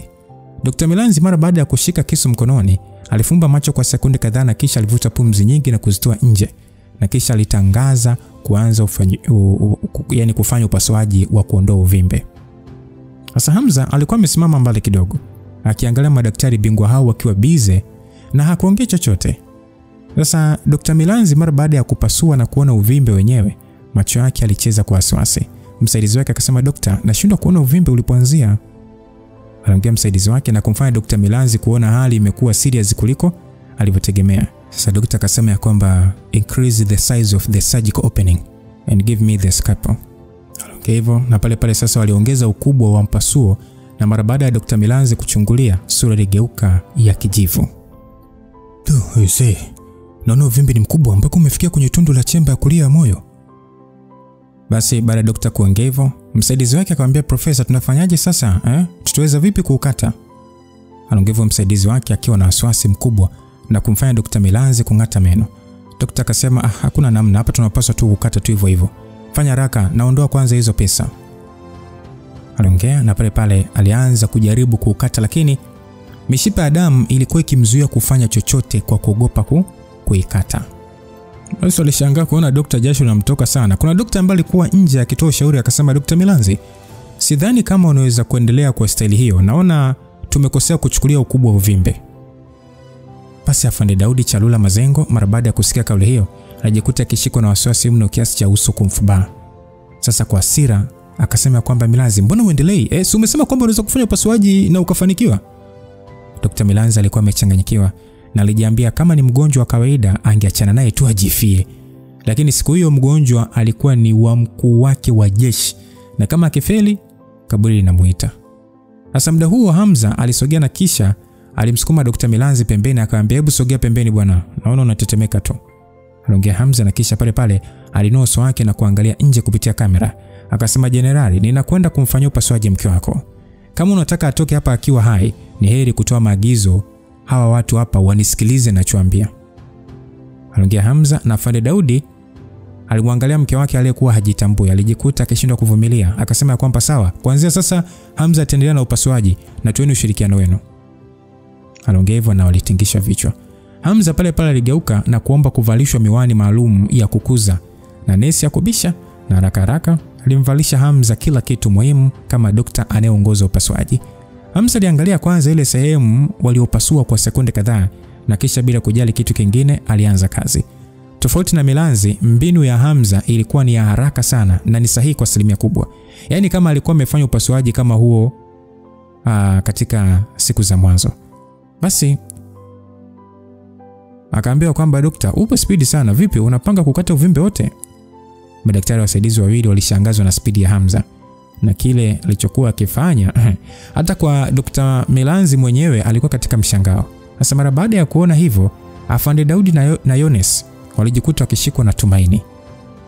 Hamza akasema, tunaanza kukata uvimbe. Wewe sijui ndio Dr. Milanzi, hebu acha kusimama na kuangalia tu, nisaidie kuvuta uvimbe kwa mbele. Aliongea Hamza na Dr. Milanzi hakutaka ego kumvaa yeye. Kutokana na uwezo wa Hamza haraka sana alisogea na kuwa msaidizi wa kwanza. Hamza umakini wake wote alikuwa ameweka kwenye kuondoa uvimbe, na spidi yake ilifanya madaktari wote waliokuwa wakiangalia upasuaji huo kushikwa na mshangao. Basi Hamza akasema kwamba nitaanza na ujenzi wa right ventricular outlet. Aliongea Hamza na madaktari waitingisha kichwa kubaliana naye. Sasa akasema, dokta, hii mbinu ina maana hatutaki kuanzia upande wa kushoto wa mapafu? Hamza akasema, unaongea ujinga gani wewe? Akaulizwa, kwa nini? Yaani vipi kama uvimbe sasa ukikuwa na kuhamia upande wa kushoto wa mapafu? Hamza akasema, hivyo uone uvimbe tushaukata tayari, hawezi kupata shida ili mradi tu akishapona. Basi Hamza aliongea hivyo. Tena aliongea kwa Kiingereza na wale madaktari walishia tu kutingisha kichwa kumuelewa. Na ndani ya chumba cha upasuaji Hamza aliweza kufanya kila kitu katika mpangilio sawia kabisa na kufanya madaktari waliokuwa na wasiwasi juu ya uwezo wake kupumua kwa uweni, lakini kwa wakati mmoja akimwangalia kama kiumbe kisichokuwa cha kawaida. Ilikuwa ni mara yao ya kwanza kuona daktari wa kariba ya Hamza, namna yake ya kufanya upasuaji hakuwa na wasiwasi kabisa. Sasa upande wa wanaoangalia mlango wa kuingia bwana ulifunguliwa na mwanamume wa makamo mzungu tu hivi, akiwa ametangulizana na bodyguard kadhaa na kijana mmoja ambaye anaonekana kufanana naye sana. Afande Daudi mara baada ya kumuona huyo mtu pale pale hali yake ibadilika na alionyesha ishara za kutofurahishwa na ujio wake. Sasa yule bwana akasema, vipi hali ya dadangu? Yones naye alishtuka kumuona akasema, mjomba. Afande Daudi akasema, Bridge, kuna haja ya kuja na bodyguard wote hao ndani ya hospitali? Dr. Bridge na mama yake Yones walikuwa ni ndugu msikilizaji. Wakati baba yake Ivan anafika Tanzania na kuanzisha makazi, aliamua kumwasili Maria, yani mama yake Yones, na kumfanya kuwa mtoto wake wa kwanza, na baadaye ndio akaja kuzaliwa Ivan ambaye ndio huyo sasa. Na tokea hapo, licha kwamba Ivan na Maria hawakuwa na undugu wa damu, lakini walikuwa wakipendana sana kama ndugu. Sasa Ivan Bridge ndio yule aliyekuwa na mtoto wake mgonjwa Morogoro, nadhani tutakuwa nakumbuka, ambaye Hamza alimfanyia upasuaji kama njia ya kulipa fidia ili kuachiliwa kwa baba yake Eliza. Mnamkumbuka Ndio huyu Ivan Bridge. Sasa ni ngumu sana kuamini mama yake Yones alikuwa na undugu wa karibu sana na Dr. Bridge. Ukweli ni kwamba kwa Bridge, Maria ndio ndugu yake wa pekee nchini. Miaka kadhaa nyuma, wakati Afande Daudi anakutana na mke wake, hakumjua kwa undani kama alikuwa na uhusiano na familia ya Dr. Bridge. Na ni mpaka baadaye alipokuwa amekufa na kuoza kwa mwanamke huyo na kujikuta sasa hakuwa na jinsi. Moja ya sababu ya Afande Daudi kutokumpenda Dr. Bridge ni kutokana na biashara zake haramu alizokuwa akifanya. Pamoja na kuwa mwanachama wa umoja wa Black Trinity, siku zote Dr. Bridge alikuwa akitumia connection na familia hiyo ili kufanya biashara bila kuingiliwa, na jambo hilo sasa lilimuudhi sana kwa kuona linamtia doa. Sasa Ivan kama sehemu ya ndugu upande wa Maria walifika Dodoma kwa ajili ya kusherehekea kutimiza kwa miaka 90 ya mzee Chalula Mazengo. Na wakati wa kufika ndio walipokea taarifa ya kupoteza fahamu kwa dada yake, ndio maana aliharakisha kufika hapo. Sasa mzungu kwa Kiswahili akasema kwamba nimekuja hapa kuona kama tatizo la dada yangu wewe ndio umelisababisha. Kama ni kweli, mimi Ivan siwezi kuacha lipite kirahisi. Aliongea mzungu licha kwamba rafudhi yake kidogo ilikuwa na uzungu, lakini alikuwa hana utofauti na mbongo kwenye kuongea Kiswahili. Sasa Yones akamtetea babake akasema, mjomba, baba hajafanya kitu, mama na uvimbe ndio maana. Afande Daudi akasema haina haja kumuelezea kama asha kuwa na la kwake la kufikiria. Basi aliongea Afande Daudi na Dr. Bridge wala hata kuonyesha kujali, na alikaza macho yake kwenye skrini iliyokuwa ikionyesha maendeleo ya upasuaji. Akauliza, vipi hali ya dada yangu? Akaambiwa, si unaona hapo operation ishakaribia mwisho bwana. Aliongea na kumfanya bwana yule sasa kuangalia madaktari waliokuwa busy kufanya upasuaji, lakini muda ule uso wake ulijikunja. Alihisi kwamba ijapokuwa madaktari hao walikuwa wamevalia barakoa, lakini aliyekuwa akiongoza upasuaji huo ni kama alikuwa akimfahamu. Akasema, ni Hamza. Aliongea kwa kushangaa na kumfanya Afande Daudi kumwangalia. Afande Daudi akauliza, vipi unamjua? Sasa Ivan akasema, sio kumjua tu, Christian aliweza kupona kwa sababu ya kufanya upasuaji na Hamza. La sivyo ningempoteza mrithi wangu. Wakati Christian akiwa hoi, ilinibidi kualika daktari bingwa kutoka Italia. Lakini hakuwa na maana kabisa, na bahati nzuri niliweza kukutana na Hamza. Aliongea na pale alimgeukia kijana shombe shombe aliyekuwa ameambatana naye. Akasema, Christian, unapaswa kumpa shukrani zako Dr. Hamza. Ndiye aliyekufanyia upasuaji na ukapona. Alimwongelesha mtoto wake kwa lugha ya Kiingereza. Sasa huyo Christian akajibu, yes father. Kila mmoja wa ndugu aliyeweza kusikia mazungumzo hayo alijikuta akishangazwa sana. Akasema, vipi Daudi, wewe ndio uliyemwalika Hamza kuja kumfanyia dadangu upasuaji Kwa mara ya kwanza umenifurahisha kuonyesha ni kwa jinsi gani unamjali dadangu Maria kwa kualika daktari bingwa kama Hamza. Aliongea akionyesha hali ya kuridhika. Sasa Afande Daudi alionyesha hali ya kushikwa na haya usoni, akikumbuka namna ambavyo alimdharau Hamza alivyojitambulisha kama daktari, na hata kwa daktari anayefanya upasuaji huo ni kutokana tu na kulazimisha, na sio kwamba eti wamemwalika kama ambavyo Ivan alitafasiri hali hiyo.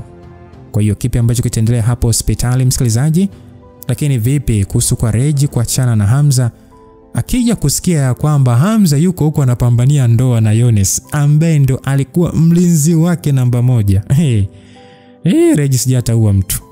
Anyway, tutafahamu mengi zaidi, lakini kubwa zaidi ni kupata taarifa ambayo ni sisi kujua taarifa kishamfikia Reji ya kwamba aliyekuwa mlinzi wake kwanza ameenda kwa Yones, ameomba ruhusa kwamba kuna mambo anaenda kuwashirikia, lakini Yones yeye amepanga kabisa kutokurudi kazini. Sasa je, itaonekana ni Yones alikuwa anamzunguka Reji, ama na Reji akija kujua kwamba Hamza ameenda kumuoa aliyekuwa mlinzi wake namba 1, atafanyaje? Japo ashaachana, lakini je, Reji ataichukulia vipi? Bado mimi na wewe tunatamani sana kujua kipi ambacho kitatokea baada ya Lamla na Side kuingia jijini Dar es Salaam, lakini pia kipi ambacho kitatokea baada ya Dastan kuweza kukutana na madam wa taifa ambaye mimi na wewe mpaka dakika hii hatujamjua madam wa taifa ni nani, na huyo mtoto anayetafuta na Dastan kwa ni kazi ambayo amepewa na madam wa taifa kumtafuta huyo mtoto. Dastan ndio amepewa hiyo kazi. Huyo mtoto ni nani? Je, ni Hamza? Na kama ni Hamza, kivipi? Imewezekanaje? Ina maana Hamza atakuwa na mama ama? Kumbuka mwandaji ni Isa Singano, ule kusimulia ni mimi Lucas Lumbas. God bless you till we meet again. Bye bye.